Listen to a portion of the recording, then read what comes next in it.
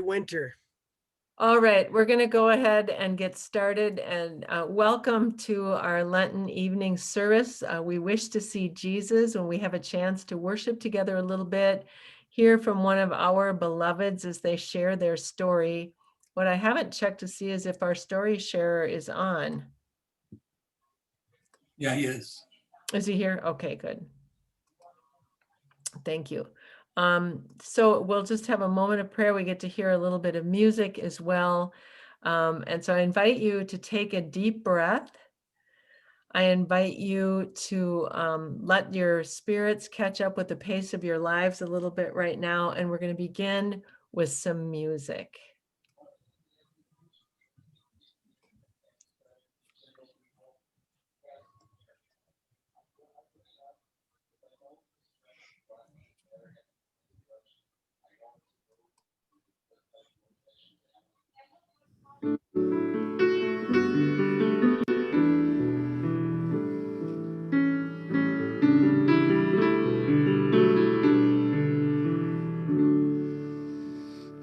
Open our eyes, Lord.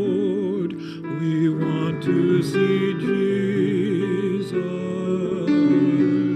to reach out and touch him and say that we love him. Open our ears, Lord, and help us to listen. Open our eyes, Lord. We want to see Jesus.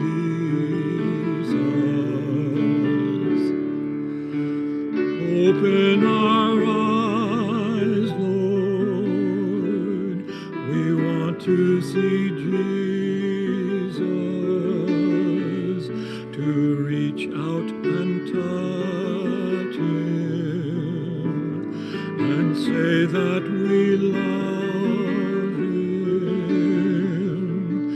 Open our ears, Lord, and help us to listen.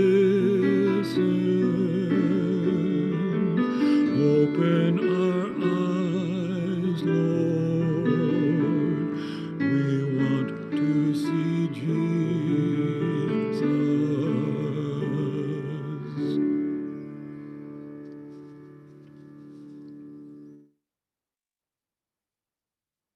Let's pray together. God, we are gathered this evening in the name of Jesus, who taught us what it is to be human, how to love you and love your neighbor. During the season of Lent, open our eyes to all the ways in which you continue to be present with us. Let us learn from each other by sharing our stories, our questions, and our hopes. Amen.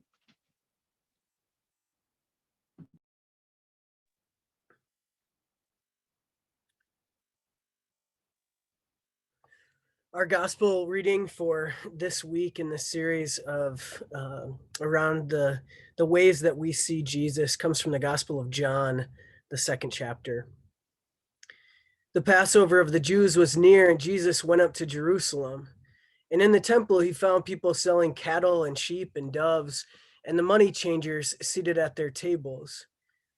Making a whip of cords, he drove all of them out of the temple, both the sheep and the cattle. He also poured out the coins of the money changers and overturned their tables. He told those who were selling the doves, "Take these things out of here. Stop making my Father's house a marketplace." His disciples remembered that it was written, "Zeal for your house will consume me." The Jewish leaders then said to him, "What sign can you show us for doing this?" And Jesus answered them, "Destroy this temple, and in 3 days I will raise it up." The Jewish leaders then said, "This temple has been under construction for 46 years, and you will raise it up in 3 days?" But he was speaking of the temple of his body. After he was raised from the dead, his disciples remembered that he had said this, and they believed the scripture and the word that Jesus had spoken. Word of God, word of life. Thanks be to God. Thanks be to God. This evening, we are really excited to welcome Jim Brown as our speaker, sharing his story about where he has seen or has looked for Jesus. We don't know from week to week what our friends are going to share. If you want to be able to see him bigger, you can go to the upper corner of your screen and click on view. And if you click on speaker view, Jim will pop up real big so you can see him from the many faces that are on here. Where Jim is a member of the congregation. He and his wife, Mel Sullivan, have been at Trinity for a long time. Jim is a regular in our worship band when we have a worship band, plays several stringed instruments, and is also a great support to our staff as we navigate new technology. And we're really, really excited to hear what Jim has to say. So please join me in welcoming Jim Brown.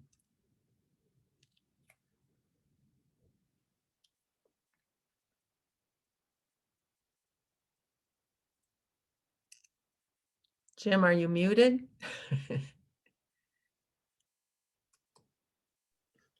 Yeah, I'm still not seeing him. Is he not here? I thought someone said they saw him. Uh-oh.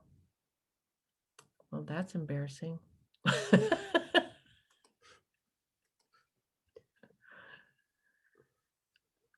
Okay, we don't have Jim, so we are going to pivot, which is what we've all gotten really good at.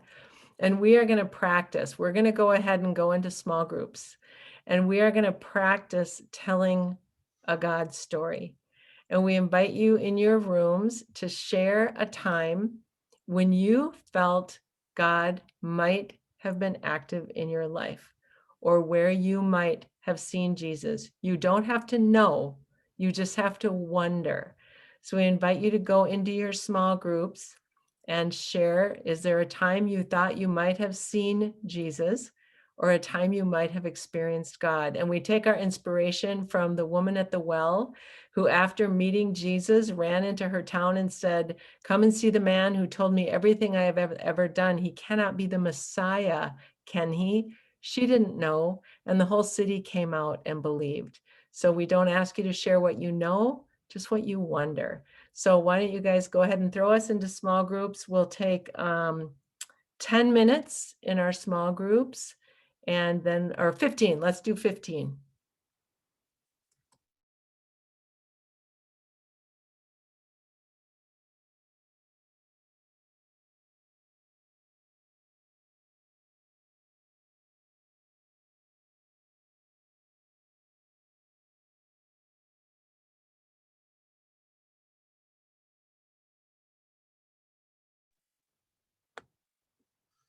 Lois, does it have a an ability for you to join? Oh, there you go.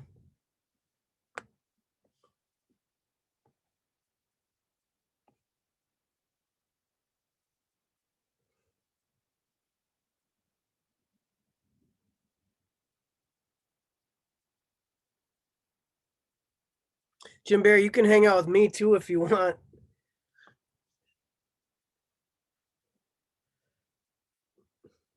Thanks for being here. Yeah, no problem. How you doing? Maybe you can answer me a question. Please, yeah, please. When when it's my time, Yeah. how much time am I filling? Yeah. Do you want what are you thinking? What would be good? Maybe like 20 minutes. Oh yeah, that's fine. Is that cool? Yeah. Yeah, let's and 20, 30 minutes. I think that's kind of a good standard kind of Zoom attention span. Yeah. Yeah, Yeah. I didn't know. I knew I started at 7, but I Yeah, at didn't 7, and see then an end time on it. Perfect. Yeah, no, that's perfect. How's your day been?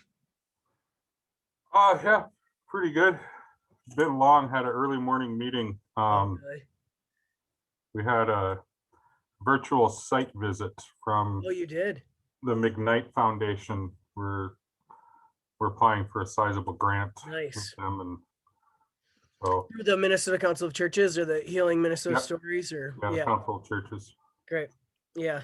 When did you start? When did you officially start there? I started as Director of Racial Justice in a half-time capacity about 3 years ago. Yep. And I'm in a full-time capacity now as of the beginning of February. So, That's awesome. yeah. Nice.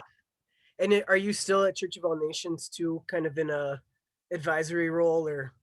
Yeah, I'm what's called a parish associate. So I'm a pastor, and Yep. you know, whenever we do get back to in-person worship, Yeah. you know, I help out serving communion and all that kind of stuff. Nice. Occasionally preaching, but Yeah. yeah, I find I'm actually turning down invitations by churches to preach Yeah. through Zoom because I cannot stand. Yeah. It's a little easier when it's like this setting and there's a crowd and I can kind of gauge a little bit of interaction. Yeah. But if it's just a blind, you know, me speaking to a screen, It's so hard. yeah. It's not fun. It's not fun at all. Yeah, I'm definitely itching to get back. Yeah. I could get to too. Are you on? Are you on? What does that have been like for your tribe as well? Do you guys, or were you able to get on vaccine lists and that kind of thing? Yeah, so we actually, most tribes, Yeah. well, I don't want to say most. I know in Minnesota, and our tribe is in Wisconsin. Yeah. Through the Indian Health Service, we actually get direct shipment of vaccines. Nice. Yeah. And so for our tribe, we're kind of ahead of the rollout at the state level. Yeah. So we've already gone through all of our elders and all of our essential workers have been vaccinated. Right. And so now we are into the phase of the rollout where we're vaccinating tribal members and and partners in the household. So a week from Saturday, my wife and I, we're driving out, we're getting our first dose. Sweet. No, that's great. Yeah. Good news. That's good news. That's good news. Yeah. How's your family doing?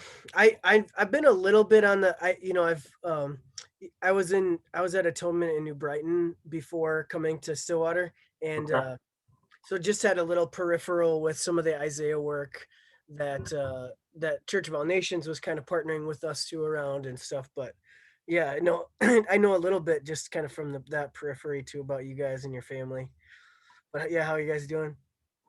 Doing all right. I've got 4 kids. The youngest is 7, the oldest is 14. Yeah. And even though 3 of the kids, their schools have gone back to at least a hybrid learning, we've kept them all at home.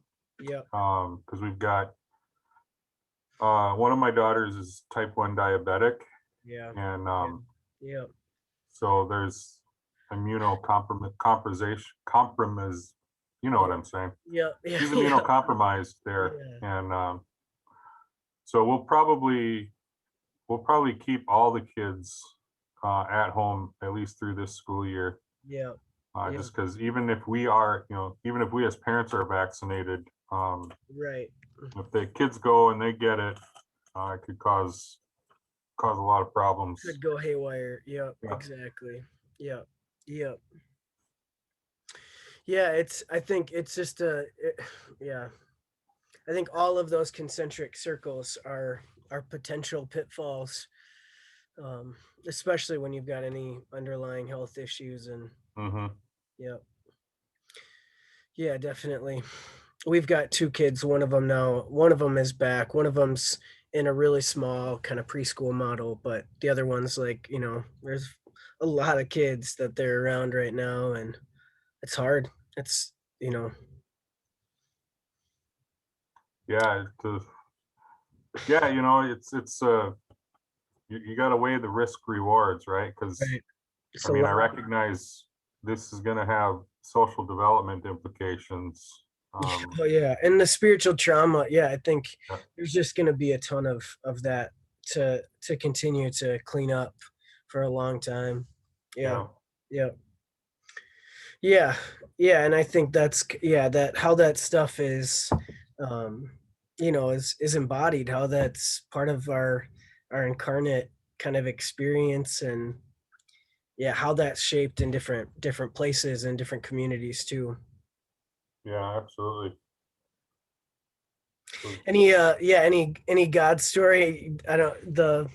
Obviously this was a little bit of a detour from our original plan.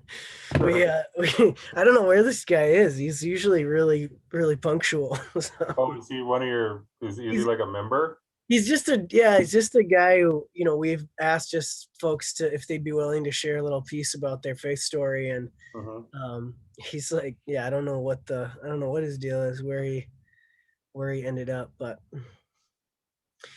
places we see Jesus. Yeah, well, sometimes it'd be very hard to keep track of what day it is when they all look alike. Blur's Day. Yeah, it's all Blur's Day. Yeah. Yeah. I shared a little bit this last week about in my message just about seeing Jesus in the maple harvest right now, and really, the way that the trees are speaking, words of promise, like just kind of drip by drip, in the new life that's emerging, and just reminding us of the kind of wisdom to of this kind of the seasonal effect, the this freeze thaw element, that I think is like really, really a beautiful piece of creation that we get to witness, in the sugar bush here. Yeah. Have you done tapping and harvesting sap? Yeah, so we have like 4 or 5 trees in our yard, most of them silver maples. And Yeah. so just a few. I've done it for like 3 years now. This year, it's been really, really rich, the experience. So Yeah, no, the sap is definitely flowing. So you tap the silver maples yep. for 'em? How is that in terms of like your finished product? Yeah, it's the content is, I think, I mean, it's definitely not the kind of the sugar content is less than sugar maples, but I find it still to be pretty close to that 40-to-1 ratio. Yeah. We get a couple of, like I'll do from the trees in our yard, we'll get about 5 or 10 gallons if it's a good day. And then I'll just boil that down, as it comes, because it's much more manageable for me that way. Yeah. Otherwise, I get overwhelmed by the abundance of sap. But so I'll just do that in little pieces.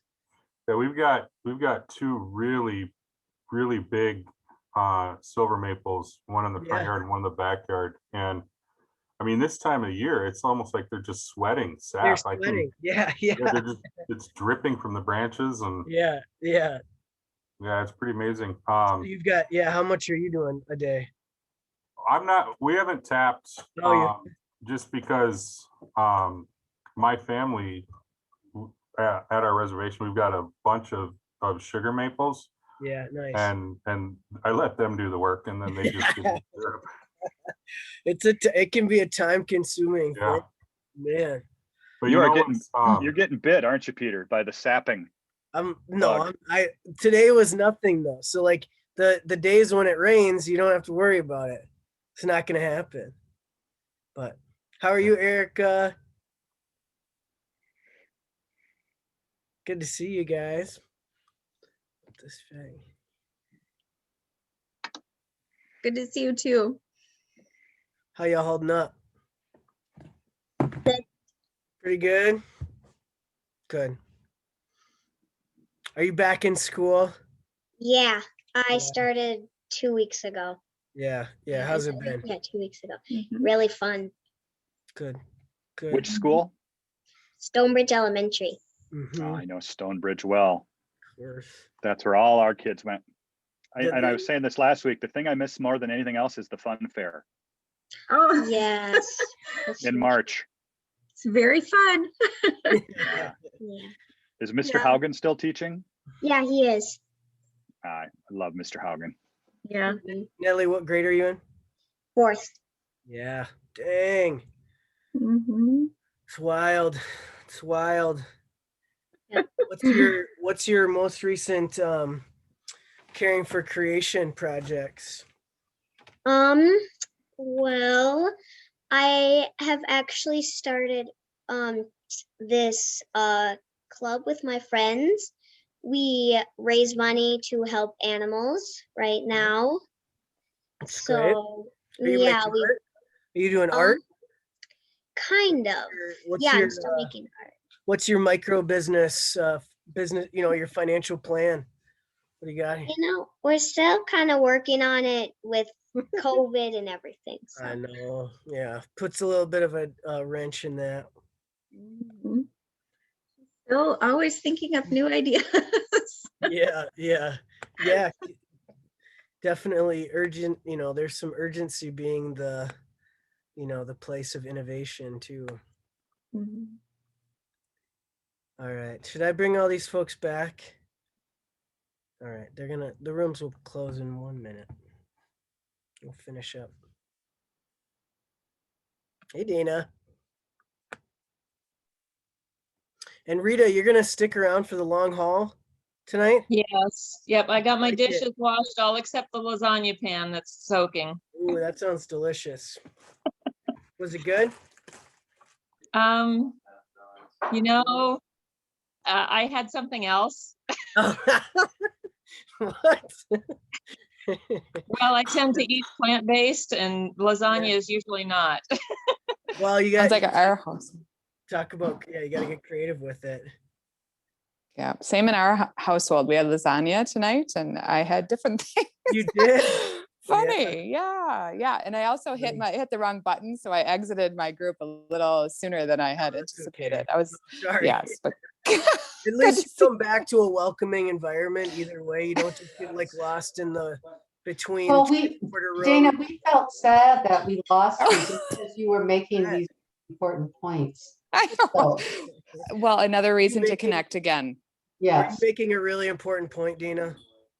Just not real. Well, it's just a moment. It would have been nice to share more, but I look forward to another opportunity. I mean, this is just like you said, pivoting, flexibility. It's the name of the game. Where is Jim, or James Homer Brown, as he's known in some circles? Is he here now? No. Okay, I'll check on him after we're done here. I really hope he didn't get confused about Jim Bear Jacobs and James Homer Brown. I really hope that there wasn't I will check on him. I hope and that make sure he's okay. he didn't confuse people with that. Yeah.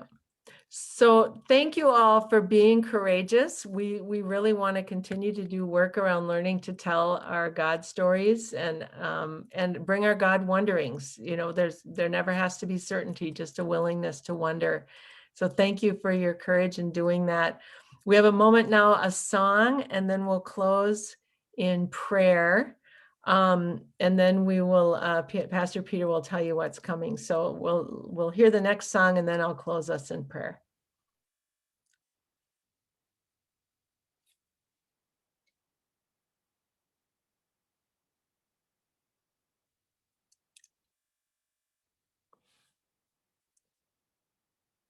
I can't hear it, Sarah.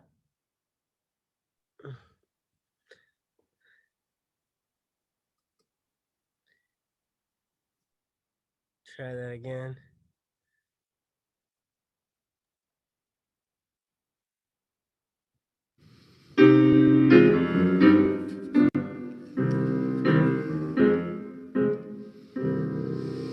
I want Jesus to walk with me. I want Jesus to walk with me all along my pilgrim journey.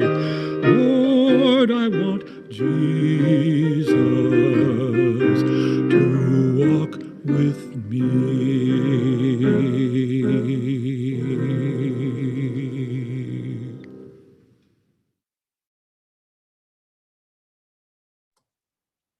All right, let's pray. God of love, we give thanks for the courage of those who share their stories, especially those who didn't know tonight they were going to be asked to do that. Keep our eyes open for Jesus in our midst and strengthen us to be Jesus for others. As we move through our Lenten journey, calm our spirits and grant us your peace.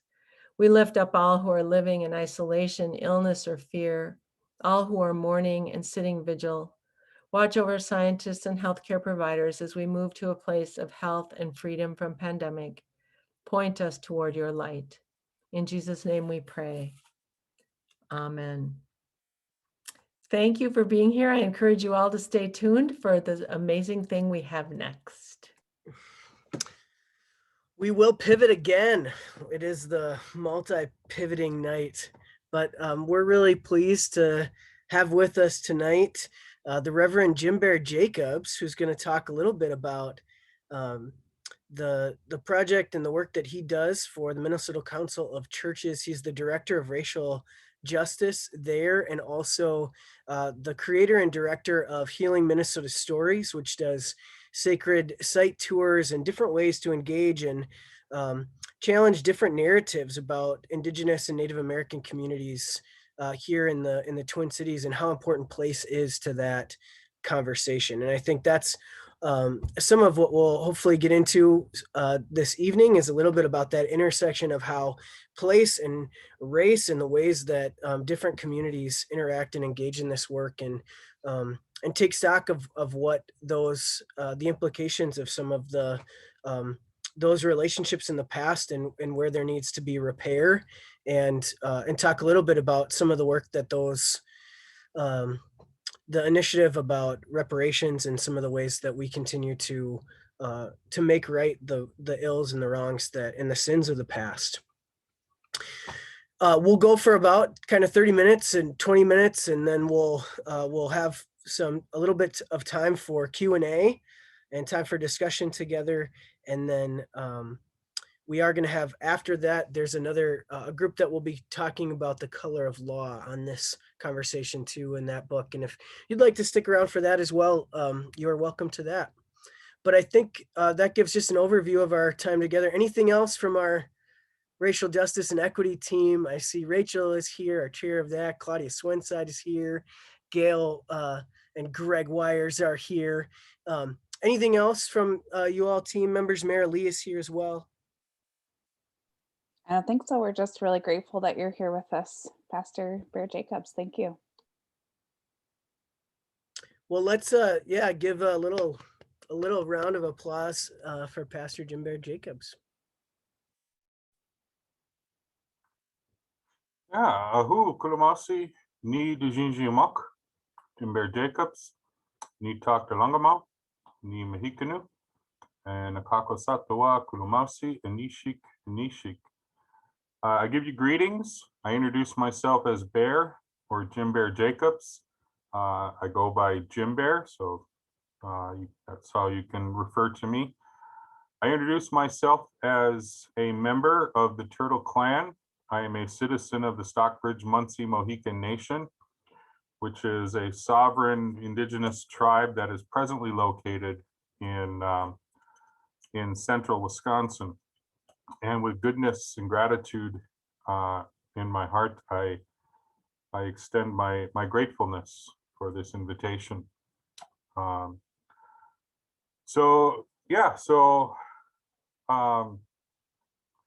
was mentioned in the intro, I am the Director of Racial Justice for the Minnesota Council of Churches. And this is, I've been in this role for 3 years now. This is a new position here at the council, and this is indicative of a not necessarily a pivot, but a broadening of our focus at the Minnesota Council of Churches. Much of our work up to this point has been service-oriented. We have a pretty thriving refugee services and refugee resettlement program here. But in the last 3 years, the council has taken on kind of a broader focus and really wanting to take a look at the systems and institutions that have built and support racism in the state of Minnesota, particularly within faith communities, and really examine and try to create ways to undo that system and repair that harm. And so I came on, and last year, in the wake of the murder of George Floyd, this was a time where I think really all people of conscience were feeling something, helpless and kind of lost. And so our board, which is, so for those of you who don't know, and you would have no reason to know the inner structure of the Council of Churches, our board is made up of, the council itself is made up of 27 different membership faith communities. And our board is basically the bishops and directors of the various denominations in the state. So, as part of the ELCA, your bishop is on our board. And as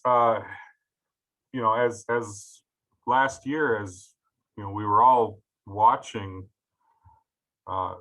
incredible racial tension unfold, and really trying to process the trauma and the pain that was now given public voice from marginalized communities, our board felt compelled to do something. And so our CEO and myself came together, and we put together a proposal for a plan that we titled a Truth, Education, and Reparations program. And we presented it to the board, and they passed it unanimously. And so now we are in the beginning process. So timeline wise, the board passed that initiative in October of last year. And so now we are in the beginning stages of actually building that program. And so this will be, originally we wrote this as a 5-year plan, and then quickly realized that the work is so large and so vast that we kind of realized that this is a 10-year commitment at the very least for the council in this program. And really, when we talk about the work of broken relationship, which is a very simplified way of describing racism, right? But when we talk about broken relationship, when we talk about the harm of othering and dehumanizing, the call to be about the work of repair of that harm, that is an easy call for the church, right? Our own gospel mandates that we be about the work of healing and repair. This call, I think, is summed up beautifully when Jesus is teaching in the Gospel of Matthew in the 5th chapter. I believe it's the 5th chapter. And Jesus is talking about if you are bringing your gift into the temple to lay your offering on the altar. And before you lay your offering on the altar, you suddenly remember that your brother or sister has a grievance against you.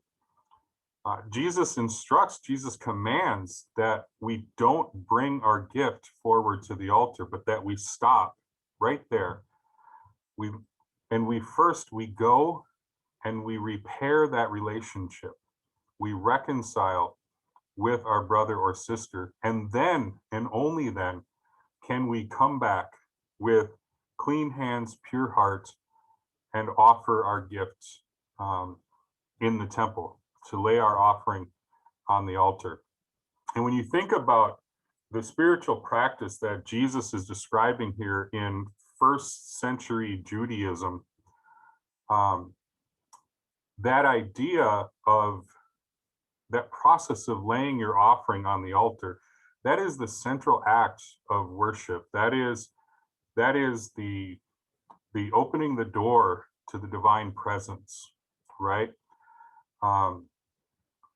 And you know, when we think about in our own 21st century context, what are the central acts of worship, right? Well, it's gathering together in digital spaces now, but it's gathering together. It is offering the songs of worship and praise to the Lord. It is the discussing of the word, right? I mean, you all are good Lutherans, you know what's involved in worship. But now imagine that Jesus, you know, is before us here in 21st century Minnesota, and he's saying, stop your songs, put the Eucharist down, stop, you know, close your Bible, stop. Your brothers and your sisters have something against you. There is a grievance between the two of you. Before you come into my presence, go and fix that relationship. Go and be reconciled. And when you've done that, come back and then open your Bibles and then start playing your pianos. Then pick up the wine and the bread. Now imagine if that reality like sunk into our very beings as followers of Christ. But that's what Jesus is saying in Matthew chapter 5. He's saying, in order for you to be in my presence, in divine presence, it's not just about having the right relationship between your individual humanity and the divine, but it's about having the right relationship between your individual humanity and that of your brother and that of your sister. That's the call of the gospel. That's what Jesus demands of us. And so this program around truth-telling and reparations, I really see it as a pastor. I see it as a call and a passion to be about the work of fixing that relationship so that we as the body of Christ can be in the right spirit to enter into the divine. So, what is this program? The truth is, right now, we don't really know what this program is, right? Because everything is so new. We do know that as an ecumenical agency, which is the fancy kind of description of the Council of Churches, as an ecumenical agency, this program around truth-telling, education, and reparations, we know that it's kind of a vanguard. We don't know of any other ecumenical agencies in the country that are doing this. And so when we had a press conference early on, and you know, our press conference was a little deceiving as to like what this really was, because I think we had like 2 reporters on the virtual press conference, and it didn't seem like that big of a deal. But as that article was written and it kind of got disseminated out into whatever channels the press uses, we were suddenly getting inundated with press requests from literally around the world. News outlets in New Zealand and Great Britain were reaching out to us. And they're all kind of saying, like, we've never heard of a body, a faith community, an ecumenical faith community tackling this. So, what are we tackling? So, as I said, we haven't built the program yet. Right now, we're in the infancy. We are what I can describe is our program is focused on the communities of American Indian people and African American people in the state of Minnesota. Now, that is not to say that we at the Council of Churches don't believe that other communities of color, that they don't face racism. We know that they do. We know that they've been harmed in that way. But we're focusing on the American Indian community and the African American community because when we really kind of work that harm down to its foundation, when we try to find the seeds of that harm, it is in those 2 communities that those seeds were planted. Those are sort of the otherings that took place. And we believe that if we can make repair and make right within those communities, then all the other communities will feel a net effect of repair in that. So we're focusing on those 2 communities. We are, what we envision, we are in the process of hiring a co-director who will work alongside myself to help create and build this program. That co-director will come out of the African American community. We're actually interviewing on Friday. We're interviewing some candidates for this. And so we will have myself as a Native man and someone from the African American community working together to build this program and put this project together. And what we envision is this kind of 3-pronged approach that doesn't necessarily have to follow in chronological order. But the first prong that we are focusing on, the first avenue we are focusing on, is truth telling. And so what this could look like is a series of truth telling events in which people from the American Indian community and the African American community can have space to give voice to their trauma, to give voice to their pain. And this wouldn't be, so I'm sure you're aware of these Truth and Reconciliation Commissions that have happened now at various places around the globe, but primarily in places like South Africa, Rwanda, New Zealand, and more recently in Canada. But these truth-telling events. Now, what we want is, we don't want these truth-telling events to be the culmination of our work, right? We're not building up to the truth-telling events. We're already aware that the trauma is there.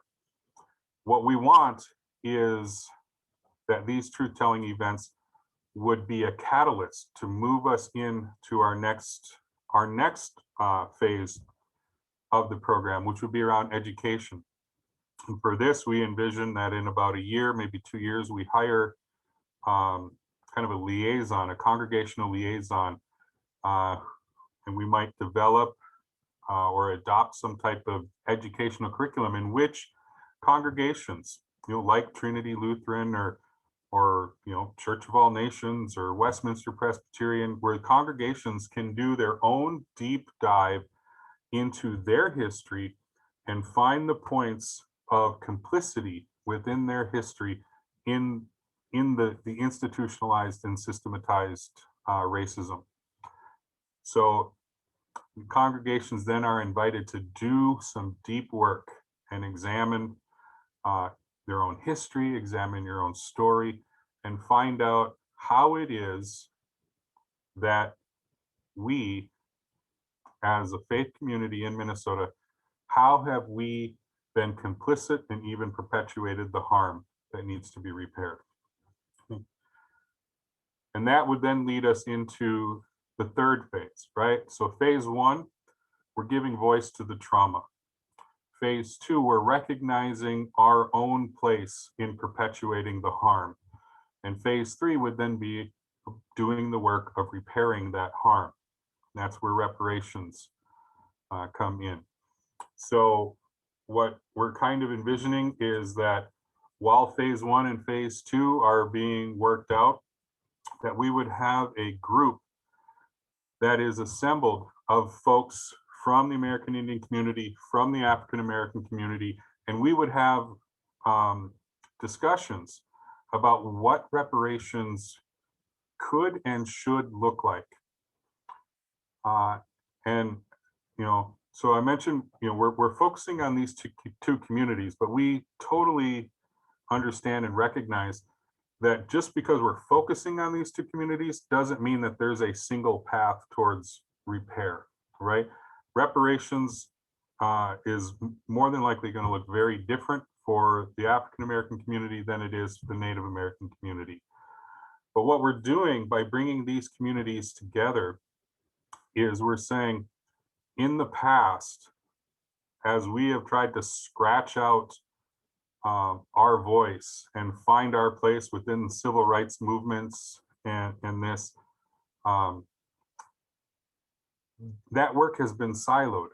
So you have, the African American Black community working on their rights. You have the American Indian community working on their rights, and these are happening simultaneously, right? The late 60s was, especially here in Minneapolis, the late 60s was a boom time in which these calls for civil rights are happening, but they're happening in separate communities. And what that does is it's kind of a tool of the colonizers to keep us separated and force us to compete against each other. The way I describe it is, it's like we in the American Indian community and our relatives in the African American community, we're being forced to fight each other over table scraps. And by bringing our voices together, we're saying, okay, we're not going to play by those rules anymore. I'm going to lend my voice, my passion, and my energy so that my relatives in the African American community can be more empowered, and they in turn are going to do the same for the American Indian community. Recognizing that our histories are not the same, and because of that, the repair is not going to be the same. But by combining our voices together, we speak with a powerful, unified voice. And hopefully, as faith communities, we heed that call and we truly step into living the gospel that we are called to live into. And I see that that's been about 20 minutes.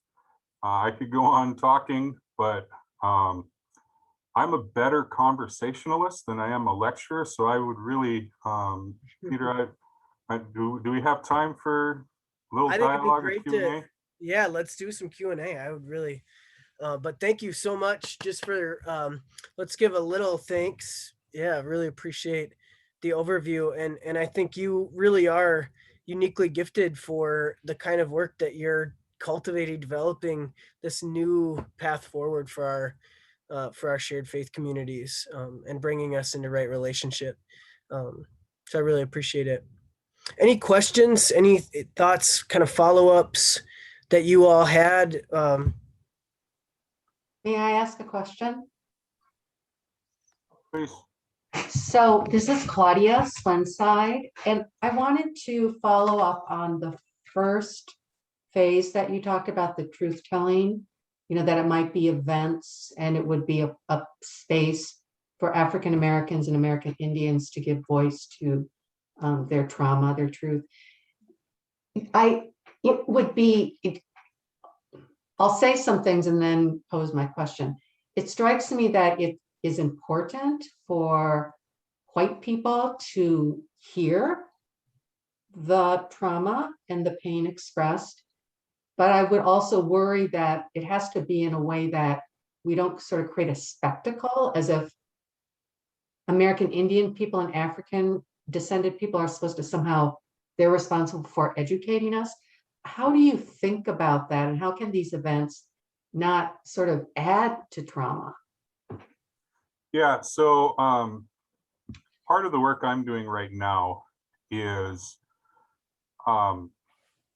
doing some research on the various models of Truth and Reconciliation commissions that have happened both on large scale, like nationwide, but also on smaller scale levels. And so I don't have an answer for that right now, just to say I am very conscious that I don't want this to be performative in any way. I have been in spaces before that have supposedly been safe places for Native people to share. And I remember one time I was in one of these spaces and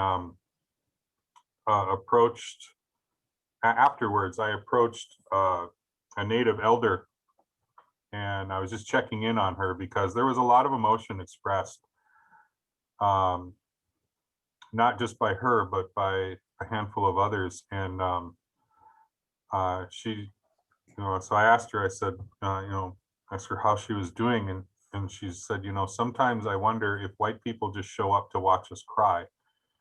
And this was 10 years ago. And that is like sticking with me.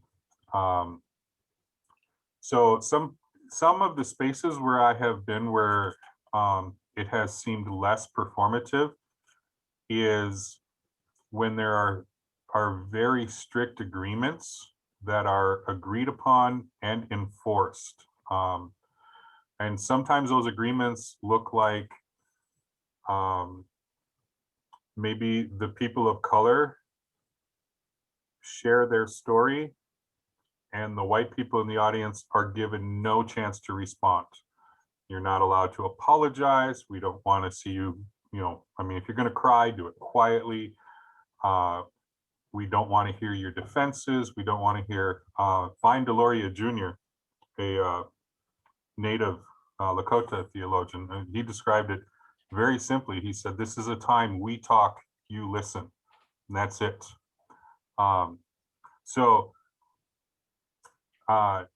Will that be something we adopt? Possibly, I don't know. I think it also, because we're talking about holding these events at various places around the state, and we have to be conscious that what it may look like in Minneapolis or Saint Paul is going to probably look very different than what it looks like in Bemidji or Duluth. The ability to be flexible and actually take in the context of where you are, I think that's, and I think that comes through intentionality, but also with forging some pretty significant relationships with key players within those communities, the key white people in those communities.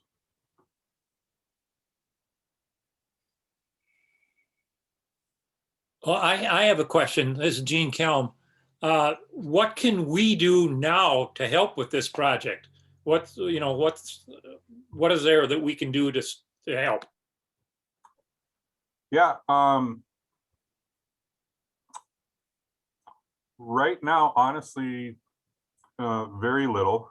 Your synod has already signed on to the project, so your bishop has already bought into it.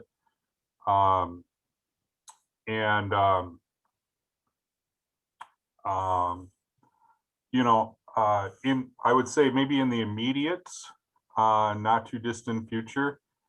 Well, even right now, we're fundraising for this project, right? So if this is something that is laid upon your community, you know, hey, we want to throw funds at this to help staff this and develop it.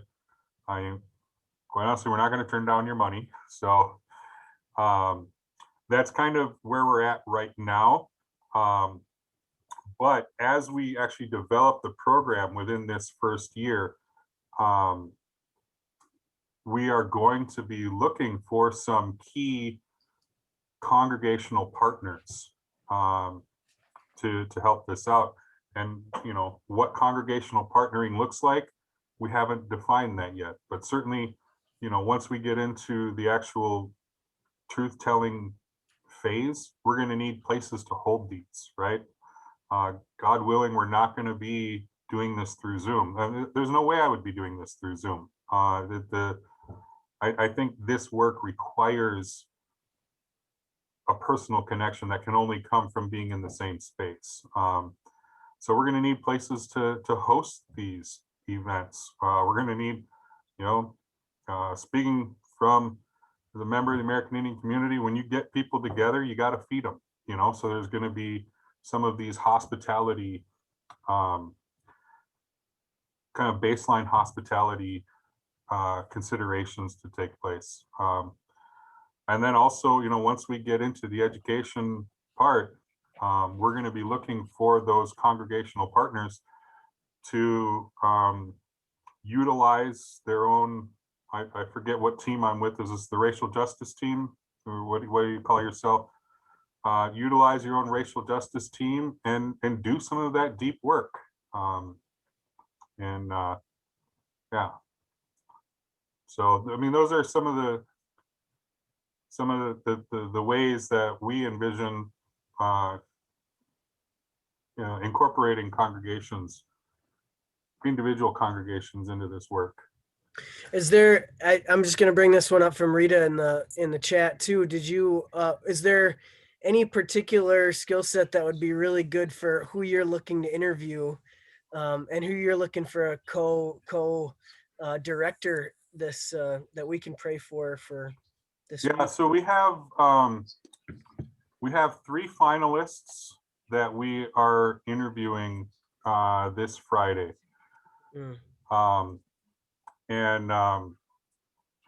They are, all 3 are African American women, and from initial interviews, I think any one of them would do really good in this position.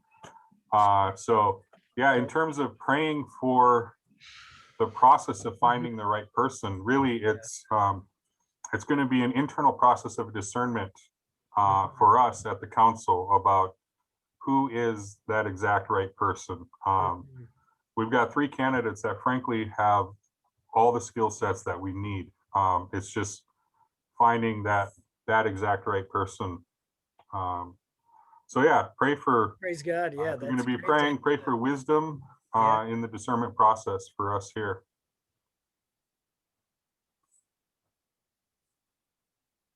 I have a question in regards to when you were talking about in the past, there's been a lot of siloing, separation, and that just struck me because when the George Floyd happened, all of a sudden there's all these books coming out, lists and everything, and everything is connected to Black lives. And so I sometimes feel as though the Native population gets left behind in our learning, in just what books we go to reference. Even the title Black Lives Matter. I mean, I realize that it's more than just African Americans, but the verbiage makes it very easy to disregard. And so I guess from my perspective, we're in a book group that does a lot of reading in a lot of different areas. And we just finished reading There. And one of the pushes is we've been doing a lot of reading of African American authors. We need to also be reading Native American. And yet I don't feel like I have a good resource of where we should go to, what would be recommended sources for us to do some of that self-learning that we're responsible for doing. Sure. And so anyway. Yeah. One second. I think I have a book right here that I would. Sorry. I'm coming back. Here we go.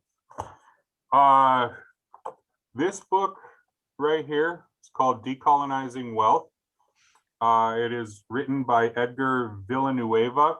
It's a Hispanic sounding last name, but he is Native American. Edgar is an insider in the philanthropic world, kind of these big philanthropic agencies that move millions and millions of dollars around. What Edgar is doing is he's giving a very deep critical look at the wealth disparity, but also how even our good intentions like philanthropy can be used, and often are used, to perpetuate the injustice, unintentionally, but so decolonizing wealth, that I think is a great resource. Also, look at you, Peter, you're right on top of that, dropping it in the chat. Gotcha. Also, Roxanne Dunbar Ortiz is a wonderful author, Native woman. She has a book out that really is a critical look at sort of the right wing's loving embrace of the Second Amendment and how that's deeply rooted in racist ideologies. And I think she has actually a newer book out as well. But she's an Indigenous woman, contemporary author. She's writing right now about current issues. Yeah, so those are some, if you're looking for kind of a local feel, Louis Serdich, she's a fictional author, but her fictional work really tackles some of the contemporary issues within Native culture. Also, Diane Wilson, her book Spirit Car it's a very good imaginative take on Minnesota history from a different perspective than what we were taught. She's a Dakota woman, and she kind of writes, it's a somewhat fiction. It's like a historic fiction, but it's more historic than fiction. I would call it an imaginative history. And she's writing from a Dakota perspective. So there's a short list of some.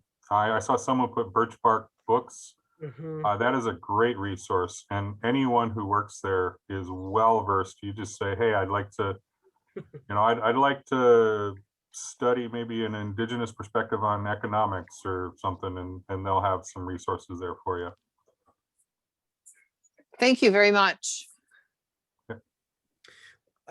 I'll just lift up too. We did the some of the work around the statement for what am I Penny, help me out. last. Are you talking about the different faith? Yeah. Well, I need a little more to work with, Peter. I know I'm not helping at all. I'm gonna stop. I'm just gonna mute myself. Well, let me see if I can channel, and we'll figure. Jim Bear, I have a question. I'm Sarah asking you, Sarah Wagner. Okay, a gal can dream. I bet you can dream too. 10 years from now, you said the program's 10 years old. Pretty sure that once you get it up and going, you want it to be perpetual and in perpetuity. What will it look like 10 years from now if all three of those prongs all happen as you so eloquently describe them, and it's empowering and exciting? Tell me what 10 years will look like in your wildest dreams. Yeah, I think 10 years from now, we will have a network of churches that is 100% conscious and truly aware of what reparations is. Right now, we have many churches with good intentions doing good work, but most of that work is centered around a model of charity, and charity is not reparations.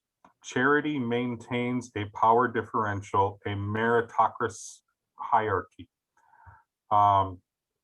Reparations is not centered in charity. Reparations is centered in justice.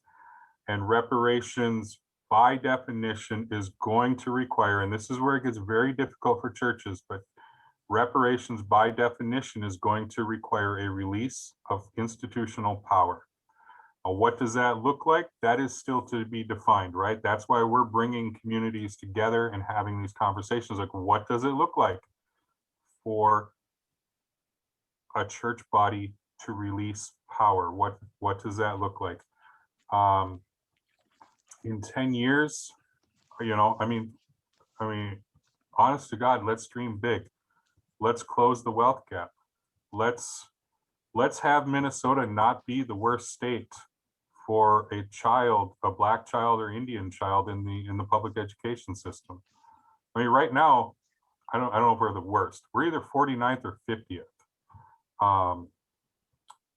And by all accounts, Minnesota is one of the best states to live in if you're a white person. It's one of the worst states to live in if you're a person of color.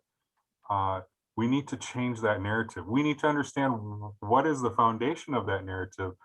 And we, as the body of Christ, need to actively be about changing and repairing that narrative. Why is it that in certain parts of Minnesota, a Black woman is 12 times more likely to die in childbirth than a white woman? These are things that are atrocious. They should, like once this is where truth telling comes in, right? Like, once you know this should just rip you apart inside. 12 times more likely to die in childbirth. This is childbirth. Like, people are gonna have kids. And what is about the medical system that doesn't believe Black women or Native women when they say they're in pain, right? Native women, 1 in 3 Native women will be sexually assaulted or raped in their lifetime. That's about 4 times the average for white women. So yeah, and so it's 10 years. We're gonna close some of those gaps, and we're gonna, hey, for those of you that were in the worship, our gospel reading today was Jesus literally going into a institution of power and flipping the tables and driving out the injustice. That's what our gospel calls us to do, right? If we're going to follow Christ, we have to follow him into these systems of power and say, enough. You're doing it all wrong. You're harming people. I contend Jesus didn't go in and drive the corrupt out of the temple because he was concerned that they shouldn't do this work in a holy place.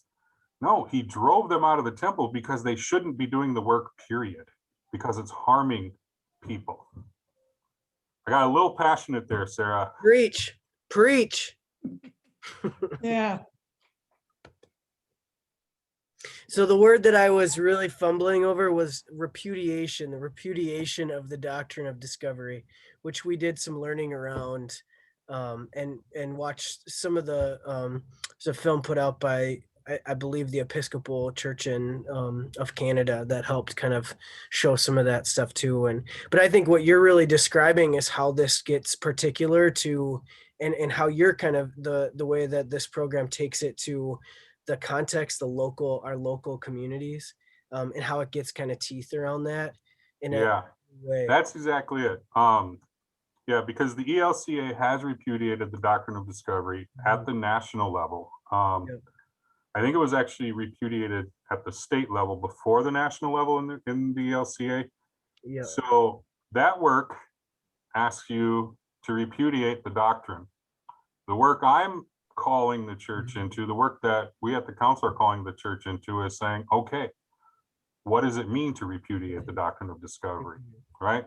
It's one thing to say that you repudiate the doctrine of discovery, but if you don't do anything differently, then so what? And this is one of my criticisms of what happened at Standing Rock back in 2016. There was a national call for clergy presence. And so we had over 500, almost 600 clergy people come to Standing Rock. And to a person, the clergy that was there, they took a document, a copy of the Doctrine of Discovery, and they burned it there in front of the assembled people at Standing Rock, which is all well and good. But I have many friends and colleagues who were part of that activity. And my challenge to them was, yeah, okay, that's great. But, you burn the Doctrine of Discovery out there at Standing Rock in front of a bunch of natives. That's just symbolic. Take the document back and burn it on the steps of your church. That's where it needs to be burnt. We already know that this is a bad, I almost swore to a church. We already know that this is a bad document. This is bad theology. We know that. Take it, don't burn it in front of us and do nothing about it. Take it back to your church and burn it on your own steps.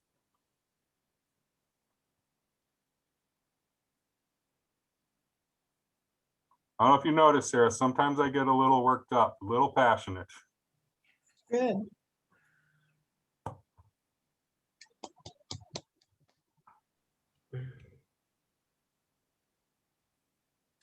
I don't think this kind of betrays any confidences, but Pastor Chris, I know we have kind of inquired a little bit about some of the indigenous relationships and some of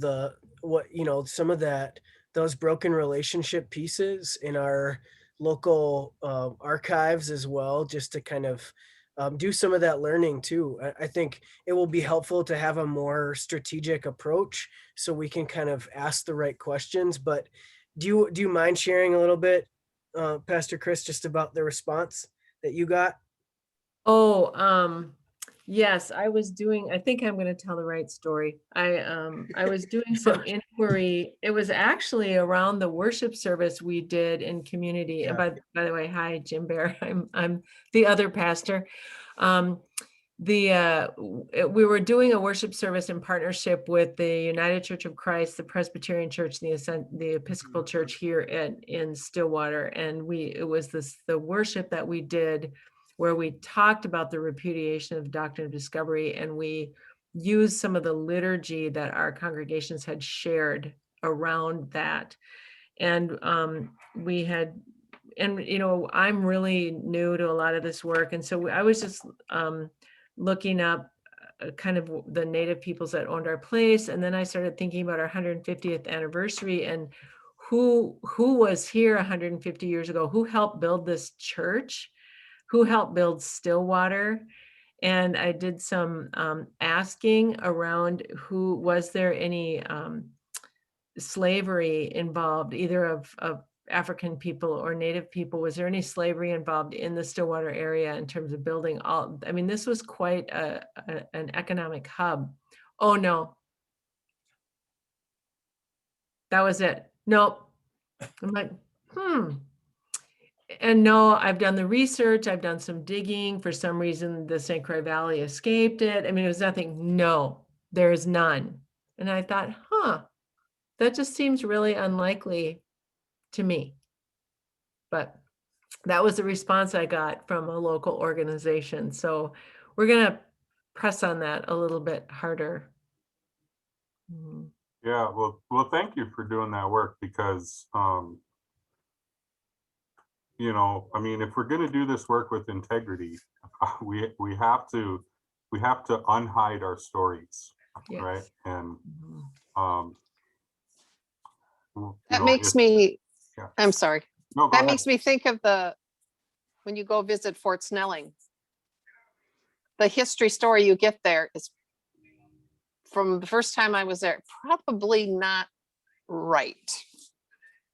There was this whole, I just remember the storyline of, you know, this was all the white man was doing a good thing with the trade. And I'm like, I bet that needs to be fixed.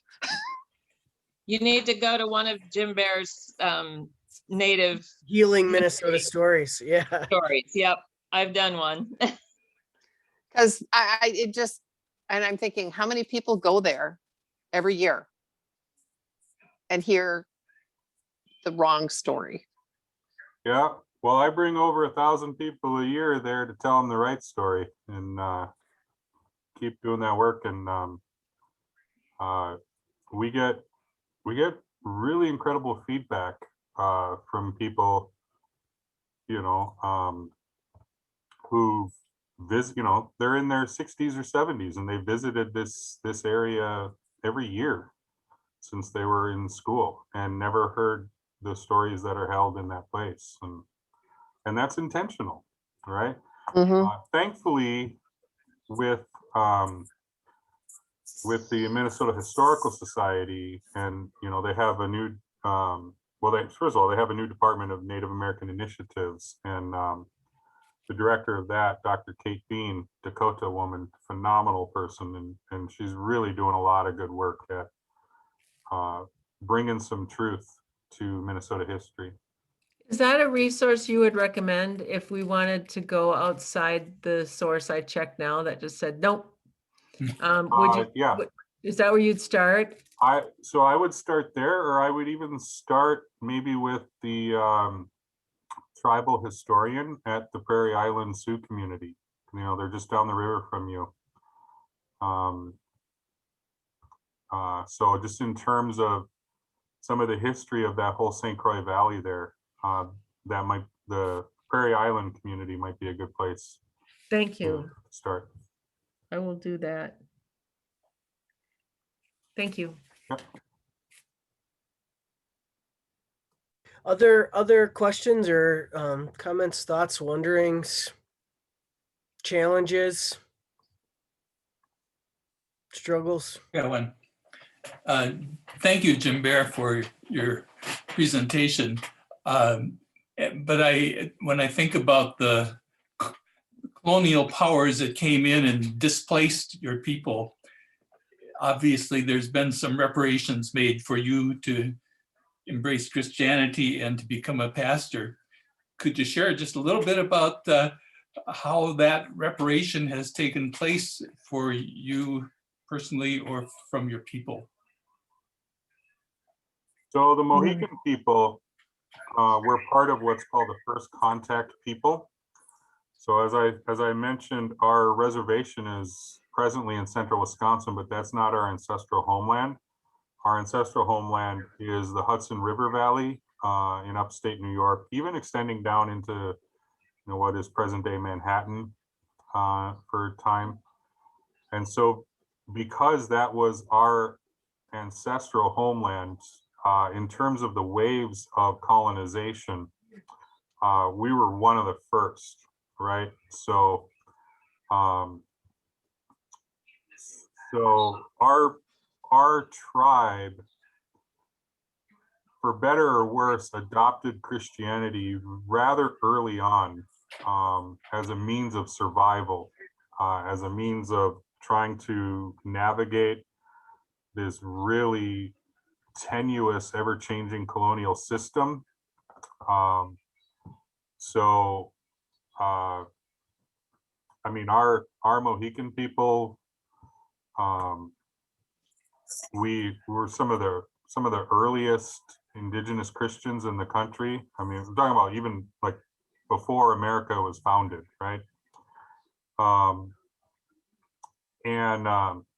Still, even adopting a colonial system was not enough to save them from the harm and trauma, right? We were still, you know, the way we end up in central Wisconsin, almost 1,000 miles away from our ancestral homeland, that's a series of deep traumatic upheavals and dislocations and removals.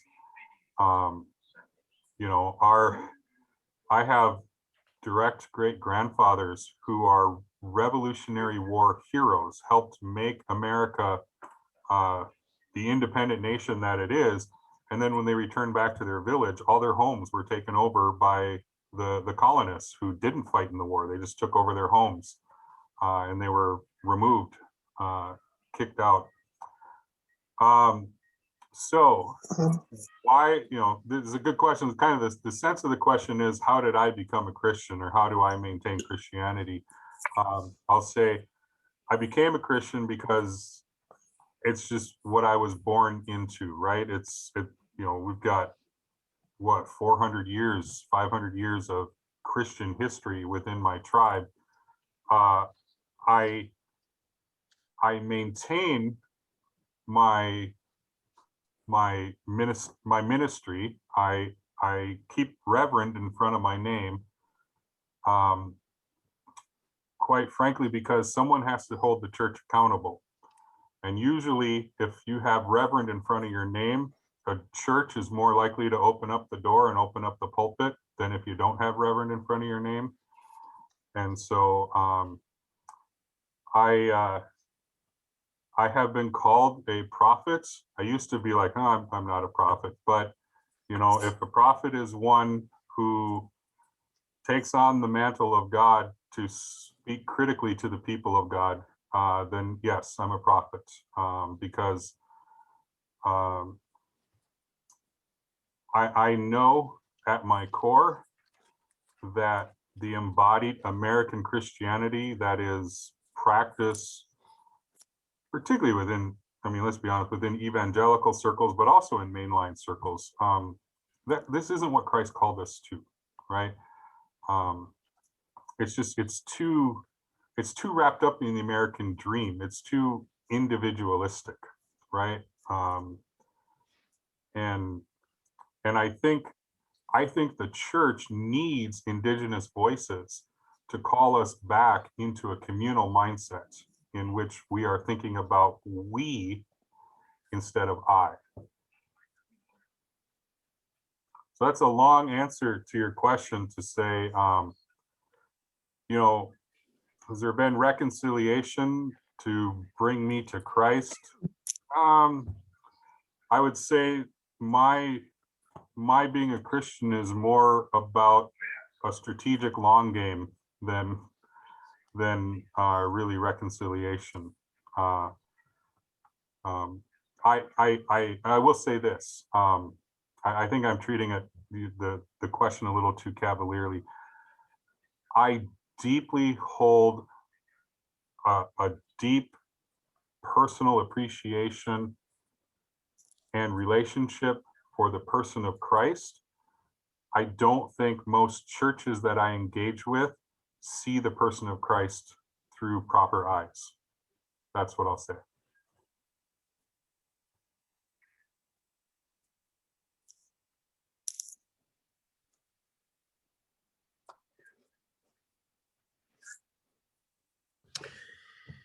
Well, thank you so much, Jim Bear, for allowing us to see Jesus in you tonight, and the way that you continue to be a prophet for us, and finding ways to move us forward together in this body.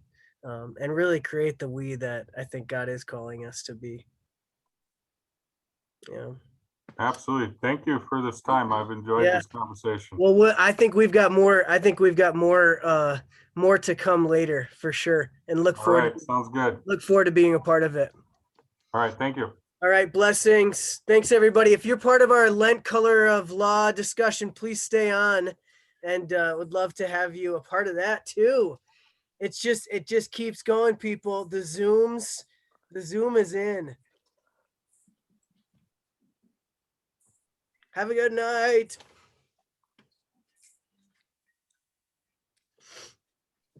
I'll be back. Okay, sounds good. No, yeah, and we can do a little quick break too as we make another pivot. Another one of those words that we're gonna be forever haunted by. I'm gonna stick around, but I'm gonna go grab something to drink. Oh, you Penny, you just are there's no extra credit here, Penny, okay? You do not get extra credit. There is none. I'm gonna use this as a resource for leading my. You already have an A. You know me too well, way too well. I'm going to use this as a learning experience for my discussion that I have to lead tomorrow. I'm never opposed to having Penny Catlin in the room. All right, I'll be back.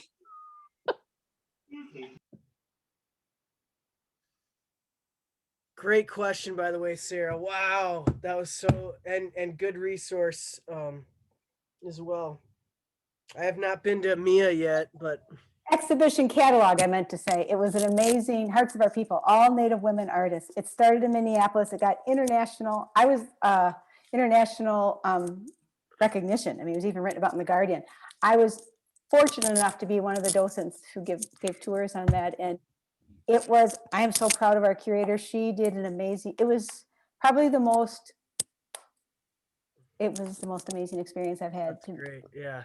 Anyway, so they have all kinds of things online from that exhibition that she did over the last year that is worth a little going down a rabbit hole someday if people are interested in Native women's arts and stories. And that exhibition catalog is unbelievable. I think it's gone through 4 or 5 printings.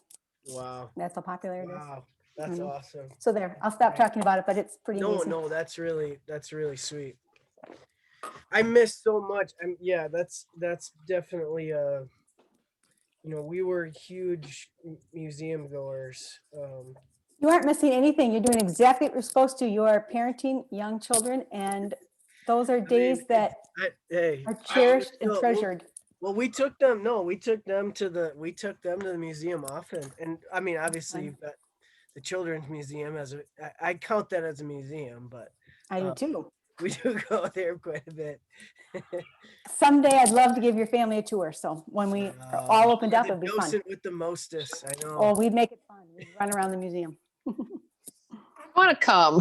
I know. I was going to say, I'm inviting myself and my daughter. I want to run around with the kids. Sounds like we have a Trinity tour. Sheila, Maria, and I are both docents there. So that would be a fun tour. That's right. Gosh, you stay so... I think you were doing the Reformation. I feel like Martin Luther, with you. No, Sheila Marie, I think, did that one for Trinity, but yes, I was doing that too. That was really, that was a phenomenal exhibit. Oh my gosh. So good. Yeah. It was a brain, what do you call that? When you need to be smarter to do something. I had to cram my brain with a lot of stuff. I learned a lot. It was one of these other 500-year kind of pivotal moments. We're kind of in that vein right now where there's too much to cram in, and there are going to be lots of docents about this exhibition later that are going to have to cram a lot in. For what now? So for what we're going through right now. No kidding. Oh, I get what you're saying. Yeah, it's a steep learning curve and a work curve. So right. Yeah. So I want a book like this on the Native American experience of experience. So I think of treaty and even Michelle Hermanson told us from when she went over to, yeah, it's late. I'm not going to remember a lot of stuff. Pine Ridge, how difficult it is for them to, they can't really develop anything because they don't have permission to build anything on the land. Well, how do you start a business if you can't do that? If there's no bank, if there's no infrastructure. Yeah, you can't do that because you have to get permission, because you know, it was determined by the government they aren't responsible enough to manage themselves. So nothing can happen because nothing is allowed to happen. Well, geez, just, you know, so a book on all of that stuff, because I didn't realize that until she, you know, had Karen come and they were telling us the story. And I'm like, you know, it's like, how much of what I know is really true? Oof.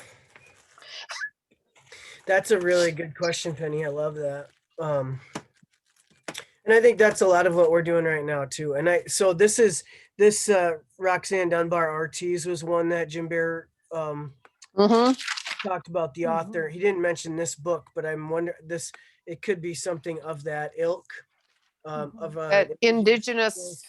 Yeah, kind of, you know, Howard Zinn's A People's History of the United States too, I think is another one that I would recommend for Yes, that's excellent. At least a different perspective for sure. And go to Birch Bark website. Go to Birch Bark. Yeah, that was a great suggestion. No, I mean, just call them. Everything's online right now. They're amazing. Thomas, I don't know you. I'm Sarah Wagner. It's very nice to meet you. Yeah, welcome. Thanks for having me. Yep, I go by Tom. So sorry, I don't know. Tom. Okay. Zoom thinks of me as Thomas for some reason. I probably entered in the wrong information. So and now you're forever Thomas. That's right. That's right. Well, you can change your name at any point. That's true. That's true.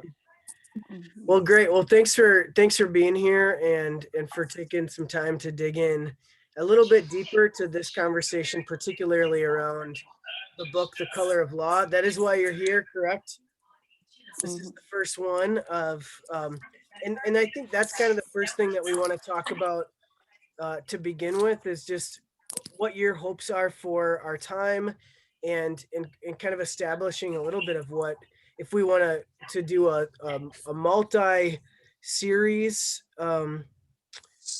experience of this book. I don't think we're going to be able to cover everything tonight, but 2 sessions or 3 sessions.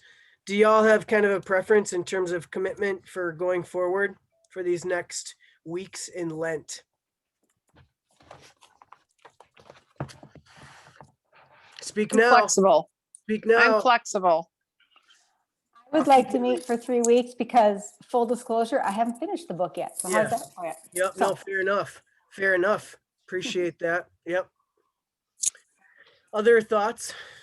And I think we're at least one other person that I thought was going to stick around, but I didn't see Sam's stick around. But maybe we'll catch him on another.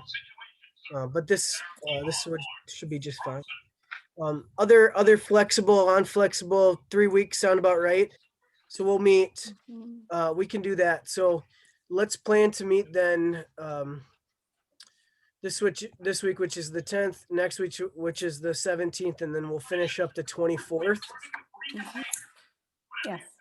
And continue to do this a little late night with The Color of Law. 8 o'clock, and kind of tail end the conversation from a little earlier in the presentation. That being said, I think, just kind of how far along are people in the book so far? I know Penny's already read it. I kind of got, I'm on this chapter now. I kind of got through the argument, and now I'm kind of moving more into the, okay, how to again, kind of like what Jim Bear was talking about. What are the next steps? What are the ways in which some of these things can be rectified? And I've heard I know some of that already before even reading it, but where are y'all at in the? I'm only a couple chapters in. I'm on chapter 3. Okay. Good. I'm beyond, I just finished White Flight, but That's a really short chapter. it is. But I mean, yeah, it's not the only one I read, but yeah, I know. But I also think I've read the epilogue, and I've read a few of the ending things too, just because I'm goofy. I like to read the epilogue before I finish the book. Sure. You know, I love that. That's so funny.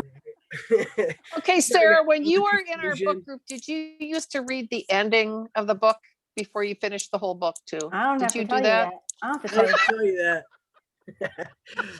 I'm a little bit of I don't always read cover to cover. It's true. Well, aside from strategies for completing it, I think we've got our just kind of a little bit of the setup for what we are going to be doing together. But I wanted to start off. One of the things that I think is kind of really universal and central that this story lifts up, and I think, you know, you kind of the way that Rothstein kind of lays it out is, you know, he keeps on kind of going down particular doorways, and most of those are kind of, this is the way that I envision it. He goes down kind of different hallways of different, or maybe different streets of different neighborhoods, and continues to kind of open you up to the doors of primarily African Americans who have experienced housing segregation and the effects of a planned and strategic approach of limiting access and affordability and an assortment of other things that have made it harder to find home. Sorry, I'm gonna plug in my computer. Here's what I want you to do though. I want you to think about your own home story. Like, what is home? What is the importance of home to you?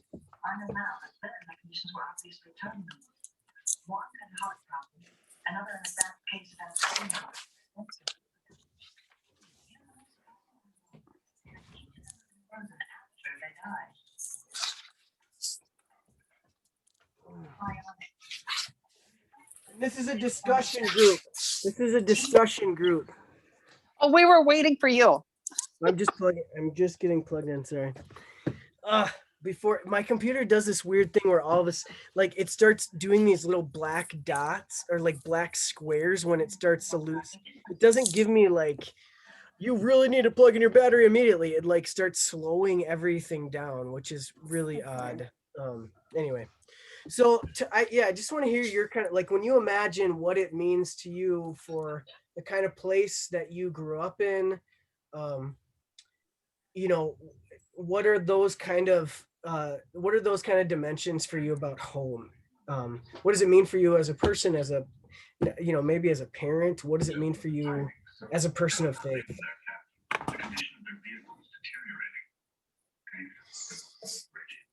Well, home is kind of where, I mean, besides a place of, you know, a physical place to rest my head. Yeah. It's a place where you feel safe, where you can kind of be without having to put on a face necessarily for others, where you can kind of just hang out and not have to worry so much, I guess.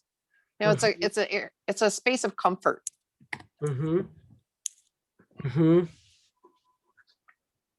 And from a place of privilege, I feel like I've always had that sense of comfort and safe and caring neighbors wherever I've lived. So I feel like that's a very privileged place to come from. And I'm just kind of curious, and I hope this isn't kind of giving away too much, but I'd love to hear kind of where you grew up. Like, where do you consider home to be? What's home for you?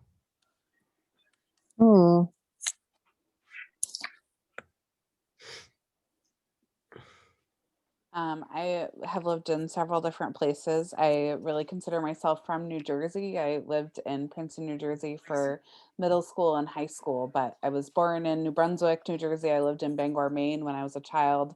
I spent 1 year in Switzerland, and then came back to New Jersey. That was my real formative time, and then came out here for college, and I've stayed, which is, you know, now it's been like 20 years, which is mind-blowing.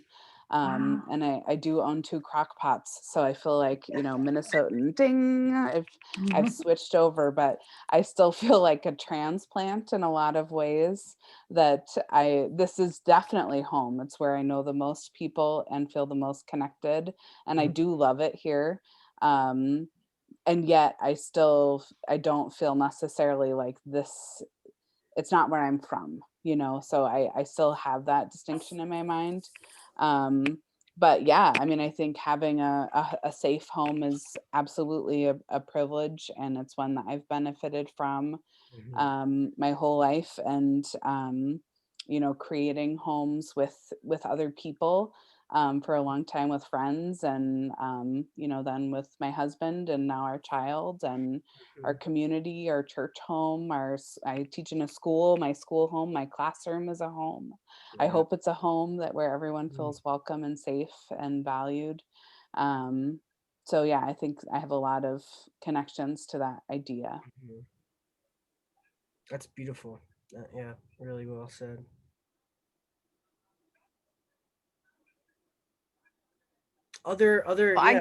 Yeah. I grew up in central Wisconsin, so not that far.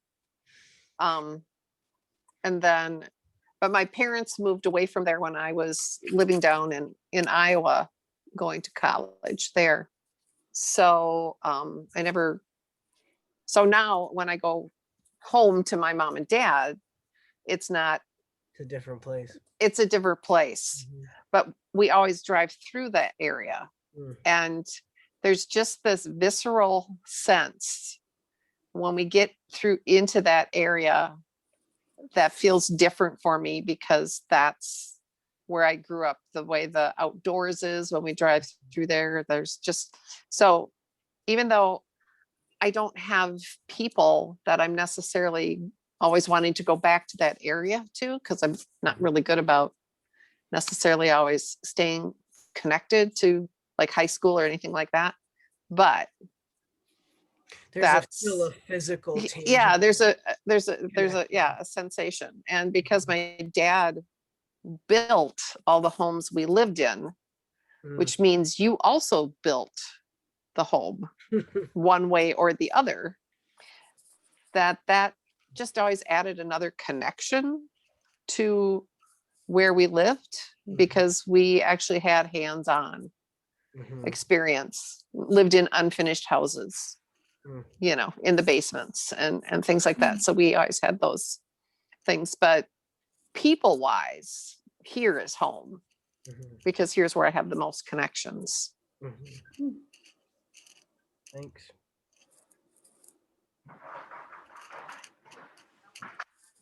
Oh, I can't hear you. We don't hear you, Rita. Try to.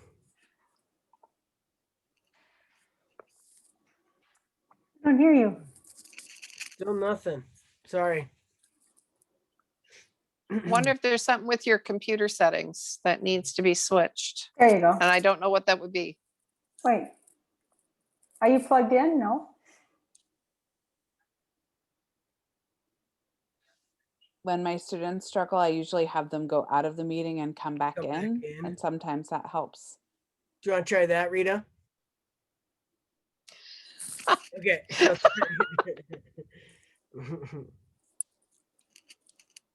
I was thinking about I think it must have been 5 or 6. And I can remember the exact day, like what we ate the day that we moved into our house.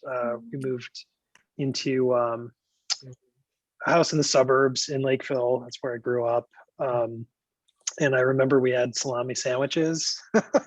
Like I can remember just unpacking boxes, and I have 3 older siblings, and how happy everybody was, getting their own bedrooms or whatever else, and kind of staking their claims to different parts of the house. And kind of hard to say what home is, but I can just remember that day is definitely a part of what it is. And maybe at a small scale, like as kids, you kind of get it too. Like everybody's, at a certain level, it's kind of about owning something, right? It's about having something you call your own, little small corner of the world. And even the kids are like, calling their bedroom their own, right? It's like that sense of this is mine, this belongs to me. And that isn't the experience everybody has, right? But when you grow up in a suburb, the houses, a lot of which look alike, families, a lot of which are, pretty homogeneous in a lot of ways, you don't even think about it. It's just kind of subconscious, that people own homes and you don't think about the other side of this stuff that you spend your adult life kind of unlearning those things. Yeah. I love that kind of the stuff that, the stuff that sticks in our brain, like the salami sandwiches or, like it's just so interesting. How our, sense of taste, sense of smell, I think is often some of those that carry those memories. Can you hear me now? Yes, loud and clear. All right. Try again. I spent my growing up years in Southeast Kansas in a town that was about half an hour west of Joplin, Missouri. So right into the corner of Kansas. But we actually lived in 3 different places there because the house we lived in was an old sandstone house that was just kind of crumbling. Like it was 100 years old or so. And my mom had trouble going up and down the stairs, and every room in the house was on a different level because of how it was built. So we tore that down and rebuilt in the same place. And in the middle of that, during that rebuilding time, we moved into the apartment above my dad's office. So I lived in the same town, but had 3 different houses there. So that was one interesting situation. And then after we got married, we moved every 7 to 12 years, which was way more than I thought we would ever move. And our kids ended up kind of, each one of them had a different place that they considered home, where they had their growing up kind of time. And as adults, they gravitated together in Saint Paul, and now we're close to them because of that. So it was more the people than the physical house. Yeah. And there are no perfect houses. Yeah. And that's, that kind of idea of, what do you kind of, the things that you carry from those different places that you live, and just like, what is the elements of home? And I think people, that's often what, what ultimately kind of brings people, or, brings folks back together is people. Yeah, when we lived on the Pine Ridge Reservation, we were there for 2 years. And there were people who would say, well, why do people want to stay on the reservation when the facilities are not that good and they just don't have that many opportunities? And it was like, the response was always, but this is where our history is. This is where our people are. Why do we want to leave? It's not the same as the way I was raised, which was kind of, okay, so you go off to college and you meet somebody and you marry them and you move halfway across the country. That's all right. We raised you to be independent. But it's more the people being together, and that's how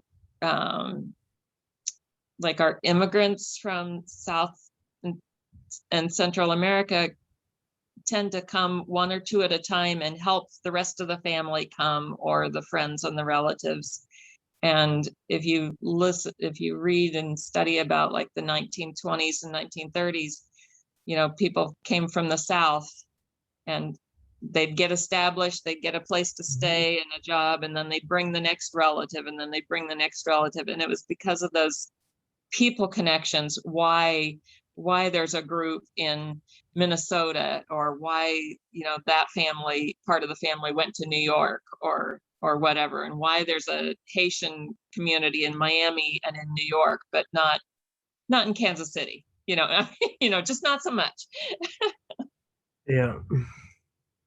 Well, and I think that's the interesting to this. And I think thinking about housing and place and the intersection of, of land. And I think that's particular to the indigenous community too, thinking about, and there's underlying cultural values in both the kind of ownership piece of a home and the four walls and the construction of it, and that kind of that piece of it. And I think there's also this kind of there are other values around what it means that the story of a place itself, does the story, does a place speak in a, for a people, for a community? How do those locations really hold stories?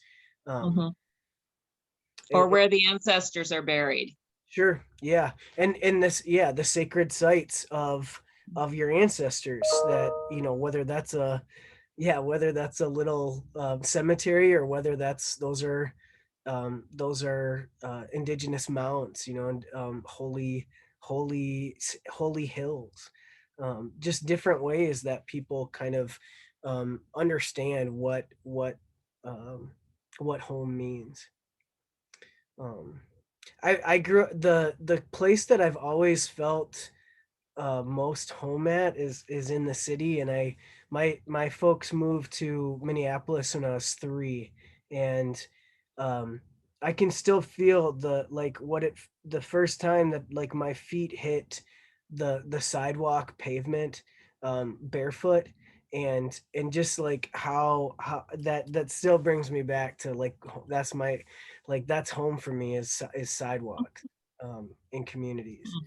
And Where were you in Minneapolis? yeah, Pastor Peter? the Longfellow neighborhood, just down the street from the Riverview Theater.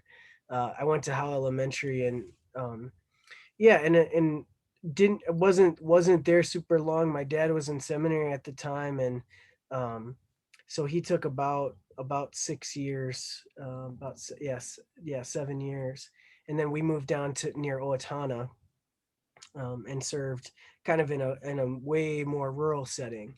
What were the cross streets in Longfellow? Do you remember? 34th and 36th is where so the church. My parents actually were custodians at a church called Bethany Lutheran. It's now an Oremo church that was bought by an Oremo community from the Lutherans. But they served, and we lived in the parsonage, which now is definitely sold too. At the time, that was right next to the church. So there, for me too, I carry some of there's like the physicality of churches, and the structure, and kind of my family really benefited from having that infrastructure, that I had kind of an extended gym built into my home, especially in winter months. That was really huge for, and a great privilege. And, there are very few parsonages and that kind of infrastructure left in the church, for, I think, some of the kinds of wealth creation that housing really created for primarily white Americans. My folks, more and more pastors kind of were not being we're not able to build that wealth because of parsonage, the housing allowance for parsonage places. You got to live someplace for really cheap, but there wasn't that kind of wealth creation that happened to so many for so many folks around that. And the suburbs too were kind of a great example of that. And I think those kind of that narrative, your housing narrative, is a really important piece of what Rothstein is trying to kind of portray through this book, and to kind of put ourselves in that place of like what it would look like, what would it feel like if we were part of one of these families that were not allowed to purchase homes, that were not allowed to be a part of neighborhoods, that weren't, that didn't get all of these benefits, and that were explicitly kept out of particular advantages and particular benefits in different communities. Any other kind of pieces around that you're thinking about? There's housing is, I think families, and I think this is true of both Indigenous and African American communities too. But housing really has been the central piece of the way that families have thrived. Housing has been the way that families have either kind of shined or struggled. And I think it's really important that we kind of do some of that work ourselves about what our own housing narrative and the privilege that we carry around that to be put into the conversation around, or the struggles that we've had too, because I think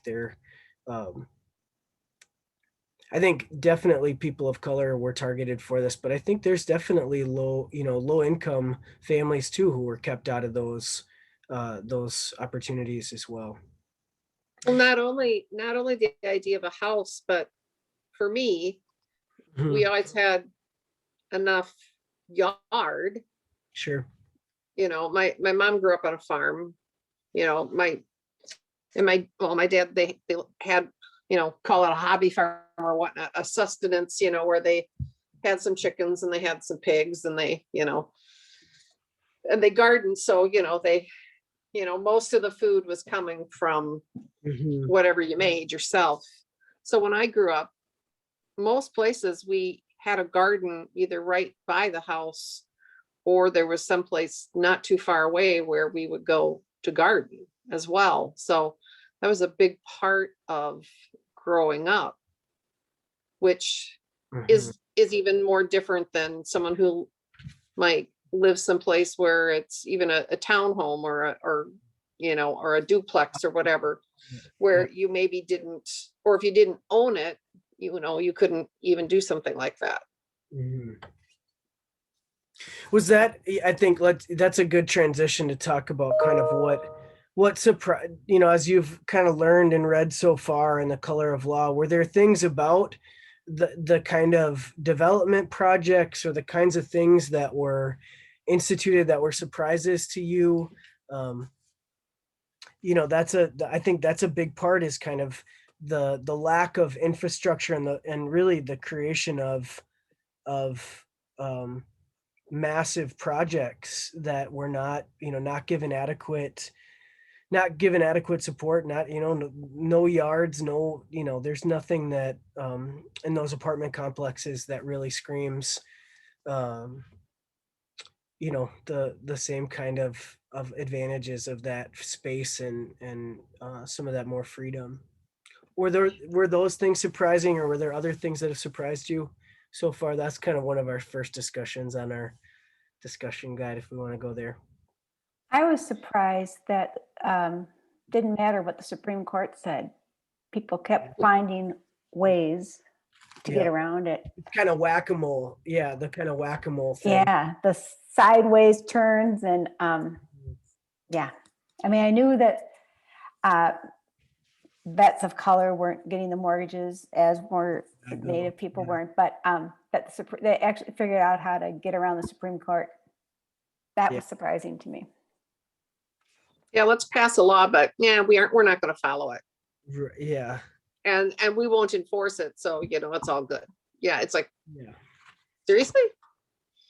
Right. And it strikes me that it's the combination of both racist policy and individual racist stereotypes, myths, ideas, right? So it's the combination of we're literally going to force Black people into this one neighborhood where we're going to use shoddy construction materials and tiny multifamily units, and we're going to close schools, systematically, and libraries and other public services. So, we're going to do this. And then we're going to have this racist myth, this stereotype that Black people are lazy, that they are stupid, that they don't care about education for their kids, that, they don't maintain houses, that then white people can look at it and say, well, they're choosing to live here. They're not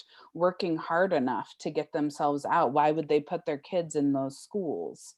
And so it's that kind of double combination of both racist policy implemented by our government at a strategic, intentional level, as well as the individual kind of lies about Black people as a monolith, and that just persists for so long, and you know, is passed down in subtle and unsubtle ways, and it's really insidious, and yeah, so that's what really struck me. And gets passed on and taught from white parents to white children, right, to their friends, to their neighbors,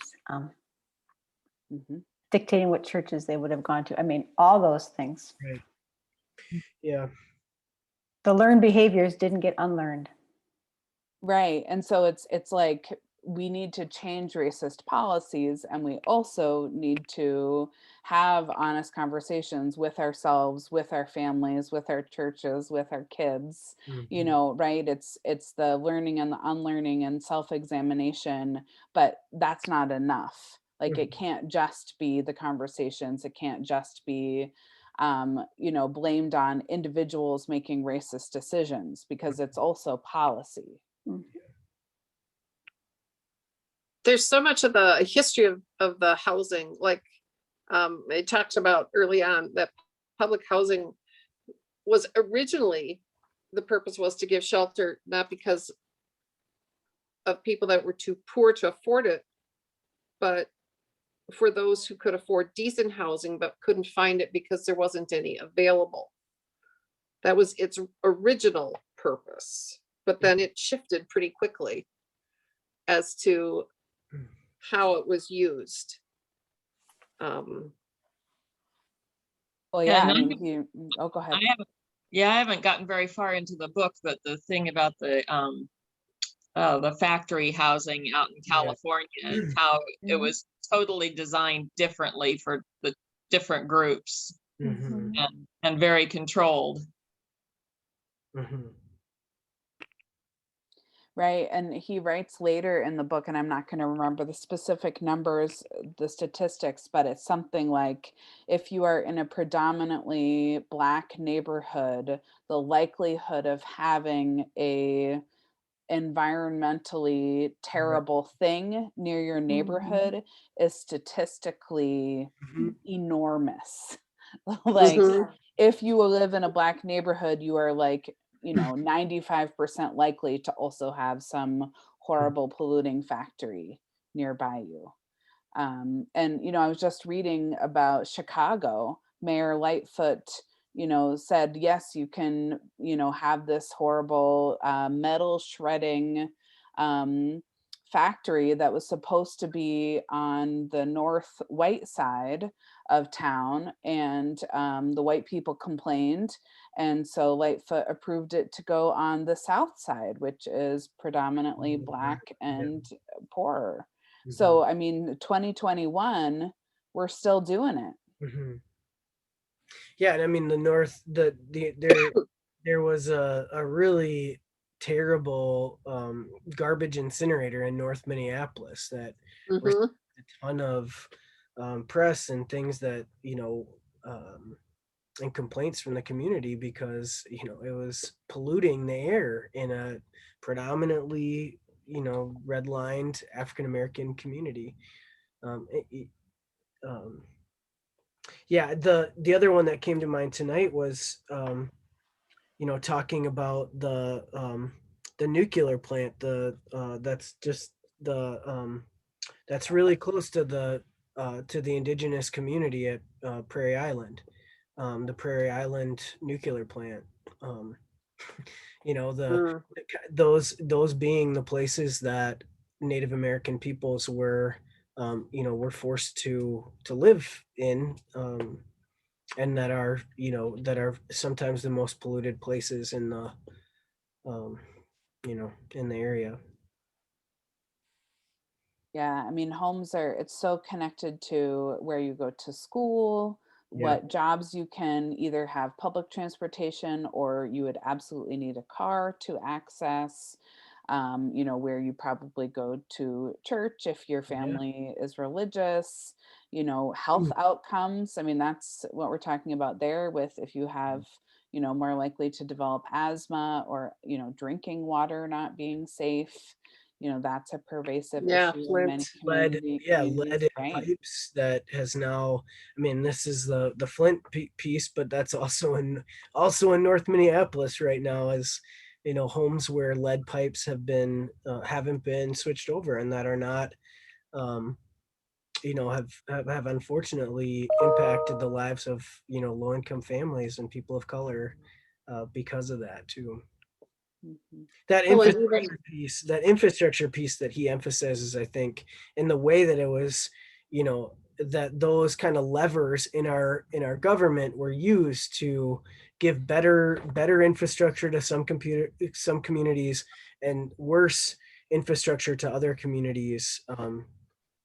And the, you know, the de jure rather than de facto. It's not just that these people had, you know, the kinds of incomes and the kinds of education levels and even I think the you know, the taxes that they were paying you know, were similar, but they were getting less for their investment in their own communities. And not getting the same kind of treatment as their white counterparts were. And just, you know, that's just like the this is where Rothstein is almost overwhelming in the way that just like one story and opening one door after another of how this has been done.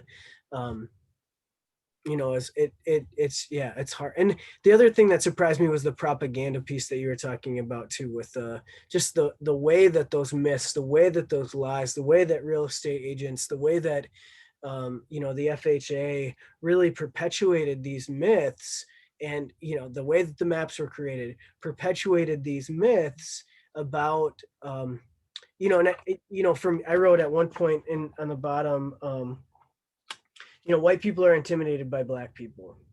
Is that really what this is all about? That white people were intimidated by the presence or feared being, you know, that they wouldn't be given, that they would be, you know, worse.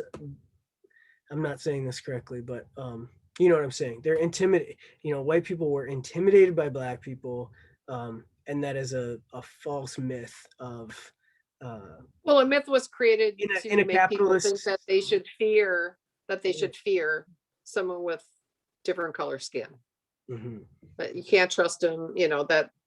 And one thing that surprised me so much is that there would have been, I mean, they mentioned again here was early on where there was a neighborhood with, you know, a low income neighborhood. This was in 1935. Where there were flats, low income integrated neighborhoods attached to downtown that included 16,000 families, nearly 1/3 of who were African American. The PWA remade the neighborhood for only 604 units for white families only. So here was a functioning integrated community in a location that made it easy for them to be able to get to work. Because so much of what happens with the housing too is all of a sudden, oh, the convenience of being close to work is no longer there. So not only do you have less housing opportunities, but they're further out, which means you end up spending more time getting to and from work, which means you have less time to do all the other things that people who have that advantage of being closer get to do, like participate with your kids' schools, you know, be part of community activities, and on and on and on. But just the whole not have idea to work 5 jobs to be able to live where you're living. Right. You know, and the whole idea of it's a functioning neighborhood. why Meeting the needs of why, and then don't even replace it with anything that the people that were there can afford, and also 1/3 of the less houses, you know, or 2/3 less housing. Yeah. Or take out the Rondo Business District. Right.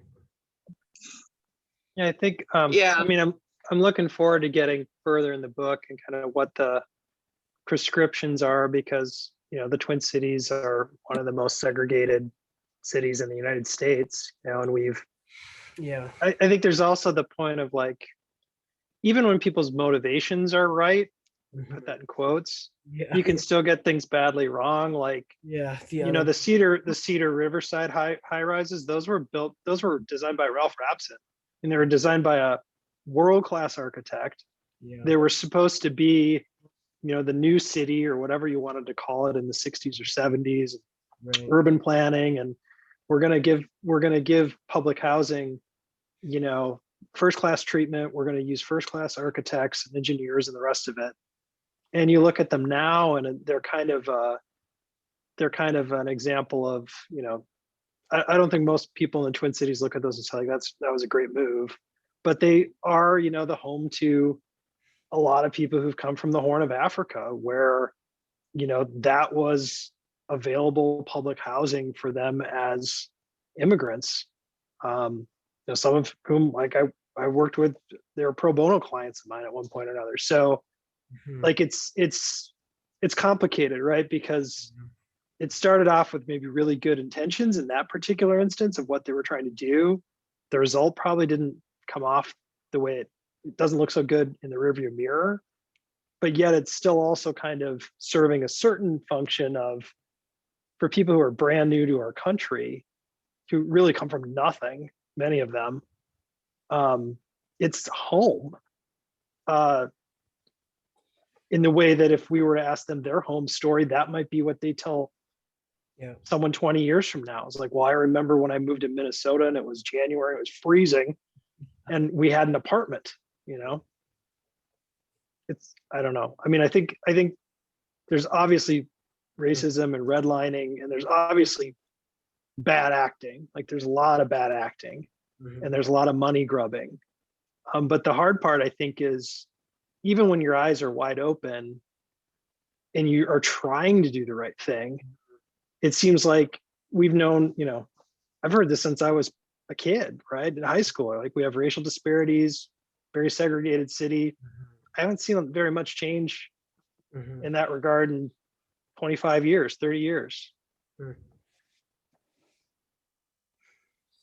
So, and I don't, you know, not having grown up here in the Twin Cities, I don't know the history of a lot of the stuff that actually has happened in the Twin Cities. I mean, I know about the Rondo stuff, but like where you were talking about with those high rises. Which has been it's been a classic immigrant community for a very long time, actually, not just since the current wave of East Africans, but before that too, just, you know, Irish and Italian immigrants as well that came to that neighborhood. But I think you make a really good point too, Tom, just about the complexity of some of those particular immigrant narratives too, and you know, what came to mind for me too was this idea of, you know, how many churches in, you know, Lutheran social service was really a big part of resettling in Cedar Riverside, a lot of those East African Somali immigrants here, and like you said, many during winter and times that, you know, a very different experience. And I mean, I think one thing that has changed, you know, who the representative from you know, is Ilhan Omar. She's the representative of Riverside. I do think that's a very different thing than 25 years ago. Not to say that the progressive, I mean, that's been a very progressive neighborhood for a very long time in the city, but to have a representative, you know, a second generation immigrant who's a congresswoman, that's new, at least since I've been alive too. That's interesting that you mentioned that, because my daughter and her husband live in Fridley, in the part of Fridley that she's their representative. Oh, they really? Yeah, and they get so mad when people start bad mouthing her from other places. She said, "We voted for her. We like her. Shut up." Phyllis Kahn used to be our state senator when we lived in Minneapolis, and I've jogged by Phyllis Kahn's house many times on Nicollet Island. It's beautiful. But yeah, eventually the demographics were better reflected in the representation. Yeah, I think that's one of the things that Jim Bear really brought up too, is just how each neighborhood, each place really has its own story to tell about this stuff. Cedar Riverside, I think, has a story to tell, about, and I think Rondo, I think that's going to be part of some of the coming conversation, and the speaker that we've invited to come and share as well around that. Because I think that's a very explicit example, probably one of the more explicit in the country, about a community being ripped apart for when there are other options to specifically target and go through a thriving African American community in the way that the 94 did. And what are those action steps? What are those remedies and prescriptions that are actually going to kind of move that conversation forward? And are there unintended consequences of that?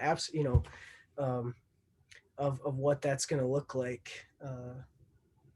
Yeah, they're talking about building a bridge. Well, that's not really the fix, Well, I mean, I would say it's, it's a start, but yeah, I guess that's a, I think that's really the, grappling with it is a big, I really like Jim Bear's kind of 3 phases approach. Love that. So Tom, he was, I'll just repeat what he said kind of just a little bit, but one of the pieces is kind of truth. One of the pieces is education. And the last piece is just like, is really letting people as a community decide what are the elements of repair that need to take place. Because I think they are all different. There's different, there's just different pieces of it. There's threads of the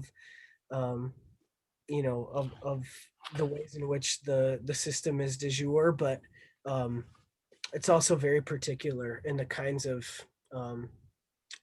fixes that people are proposing. But you think about Rondo historically, I mean, it wasn't that long ago, in the 60s, and a couple of years ago when they had that play at the History Theater, I know there was a last name of a real, vocal city council person at the time who really wanted to, was influential in destroying that community and being a part of it. And I think about how recent it was because I thought, God, I recognize that last name. And yeah, it was someone from Catholic high school I went to, their grandpa, so you think about how close that really is. And what are the stories that second prong, I mean, how is that story being told now? Why did relatives of people that probably wouldn't think that they knew people that could do something like that? There's a lot of work to be done. Yeah. What do you think the faith community, I mean, this is I think the interesting part about why we're having this conversation. What do you kind of discern in as a person of faith, as kind of as a church community, as Trinity, what do you feel like some of our work or role is in this conversation? I think this dovetails a little bit with the question about, what are Christians called into in this regard, in responding to some of our own things like Rondo, things like, why do people of faith care? And I loved the 3-prong approach. I think truth telling, education, reparations. I mean, I think that's like just so wise and practical and will help us learn and take action. Yeah. I've heard about, where I'm from in New Jersey, a pretty white church, pledging X thousands of dollars to a predominantly Black church in the neighborhood. The church that I belonged to, Nassau Pres, was, pretty predominantly white, and they had, historical tensions and harm to, Witherspoon Community Church, which was predominantly Black. And so, they did kind of a truth and reconciliation process. And I believe, have pledged to something like $100,000 over, a period of time, that the church is going to pay to Witherspoon Church as a real concrete symbol of, the harm, with the acknowledgement that money doesn't just, okay, now it's fine. It's not, but economic justice is, really a big piece of this puzzle. So, I feel like reparations are a yes and. It's like a individual reparations if you have an opportunity to do that on a personal level, if you have an opportunity to do it in different organizations that you're involved in with your work, with your church, as you asked, and in laws and in things like, the Rondo Project. One of the things I've learned about the land bridge is that it is from people who were affected from that neighborhood. So they are leading the charge. And so, that's a way that they feel that there can be positive steps going forward. And so I think that, really has to be respected and, taken into account. That's good to know, because I didn't know who had started that. And I was suspect that an outside group said, oh, well, this'll help. This will take care That of would, it. that was my concern. Yeah. Because that's so often what happens. And so that was good to hear. So thank you for that information. When I really appreciate the specific example of a congregation doing that kind of tithing back piece. And I think the book really highlights, and there are just some ugly examples of churches, sponsoring the legislation that would prevent or, do these landowner, what are they, the deed agreement piece, that would keep those, those churches and the neighborhoods in which they served white.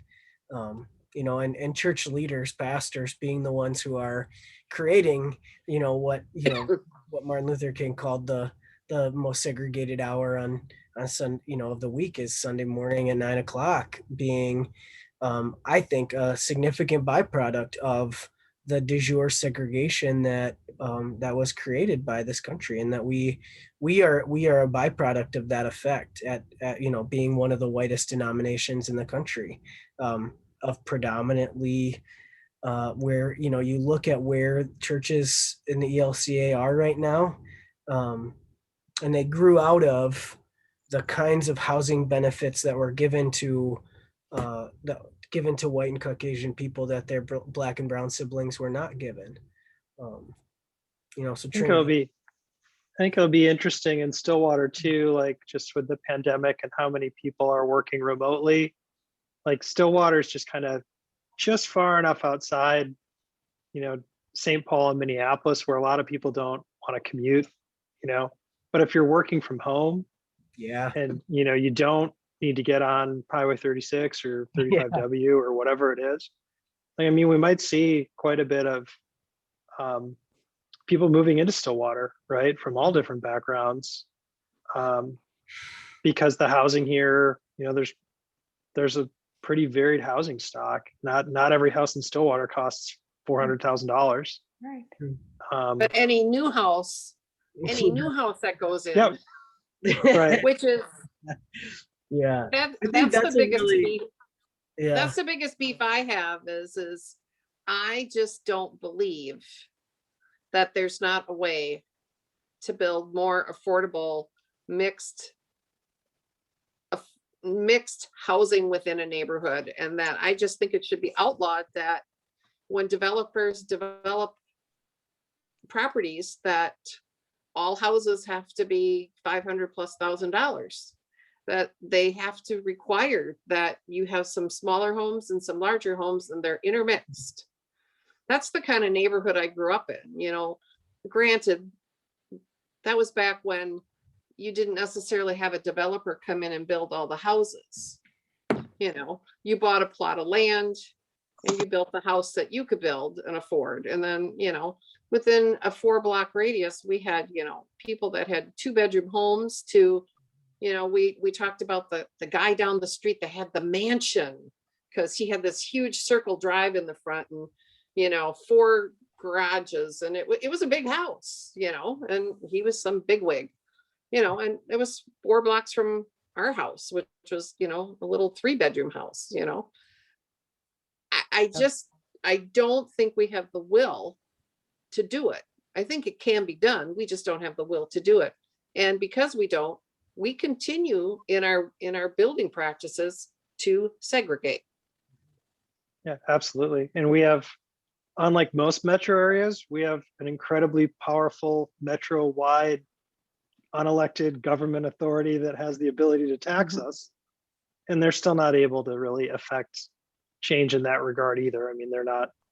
I don't think it's within their will. I don't think it's their desire. Who are you, Tom? Who are you talking about specifically? Met Council. Oh, the Met Council. I mean, the Met Council is almost entirely unique to the Twin Cities. There's a couple others, like Portland, I think has one. A few other cities do, but again, like that's another example of Minnesotans trying to do the right things, trying to have their priorities right, trying to have like a metro-wide approach to housing and making sure places like Lake Elmo, you know, have more housing density and they're not building McMansions on 4 or 5 acres apiece. Right. But I mean, I think there's limits to even that. And I think that's kind of where it gets really particular too, is what are the best practices in those regards. I think there's some creative legislation right now that Trinity folks have been really lifting up about micro units and tiny homes and ways that you can build different kinds of really community-centered kinds of housing that don't have to be poorly constructed and made out of crap, you know, or just you know, mobile home communities either, that don't necessarily have the kind of communal infrastructure that, you know, that creates sustainability. Cimarron, though, is a good example of a community that was intentionally built with a different demographic in mind, and really trying to help desegregate the ways in which you know, kind of the exurbs of this area were being proposed. And landfall as well, just And a little farther west. Yeah. I think it's still a thriving community. They have their own mayor, I think, within that community. So that's, I think that's kind of learning too, that we can kind of keep talking about, I think, as we go along. It is 9 o'clock, folks. I really appreciate your time and being willing to engage. Do we want to kind of get to a page number or a point in the book that would be bite offable by the next time? Do we want to? I think getting through the. I don't know. You speak. What do you think? Well, there's 12 chapters. So if you can get through, maybe I can get through it by next week. Yeah. Well, I can read the rest of it in a week if I just make the time to do it. But if other people, you're impressive. I mean, well, I've read it before and it's all marked up, but I feel like I need to review because there's so much in it. Yeah, so. I can't promise I'll read anything other than page 3 through page 219. I won't read the footnotes and stuff probably, but I'll tell you about them, Tom, because I start at the back and go the other way. I know, that's right. But if we want to, I think it'd be good to keep. I think it would be. It'd be good to. I'm really looking forward to kind of going in specific detail to the kind of prescripted fixes that he's proposing and some of the frequent, and then maybe going to the frequently asked questions after that. So what is okay? So I know you're talking more about 9 and You've already read the endings. Well, I know, but I'm going backwards now. So you're talking about the chapters, what, 8, 9, and 10? But not necessarily next week. Right, but those are the ones you're excited about, right? Right, Peter? Yeah, I think. Well, I want to get through 12. I'm gonna probably get through 12, but I do want us to talk. So what is, because 11 is looking back, looking forward. So are you picturing us getting together for the next 2 weeks? Yeah. Yep. Is that okay? That's a real unknown for me, but I mean, Do I'll do you know what you're doing tomorrow afternoon yet, Rita? Goodness. Can we, yeah, so I thought we talked about that we would schedule the next 2 Wednesdays. Yep. Both the 17th and then the 24th, 8 to 9 p.m. And that, let's try to get as far as we can this next week. And then we can kind of leave that last one for any additional maybe next steps or things that we want to take together as a group and or other. So week 3, you have all the answers. Week 3, I think we discuss more specific next questions. Oh, I'm here all I thought about, you had a I'm list not of about, answers. I'm not about answers, Penny. You should know that by now. And I your really questions were consider good, Peter, that you questions to be sent out. Those were helpful.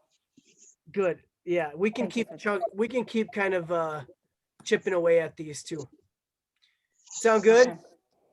Yes, good to be with all of you. Yeah, good to be with all of you too. Hear a little bit Yes, more about you your too. This is great. Thank you. All right, blessings, everybody. Bye. Peace. Thank you. Good night. Have a good night. Bye. Thanks. See ya.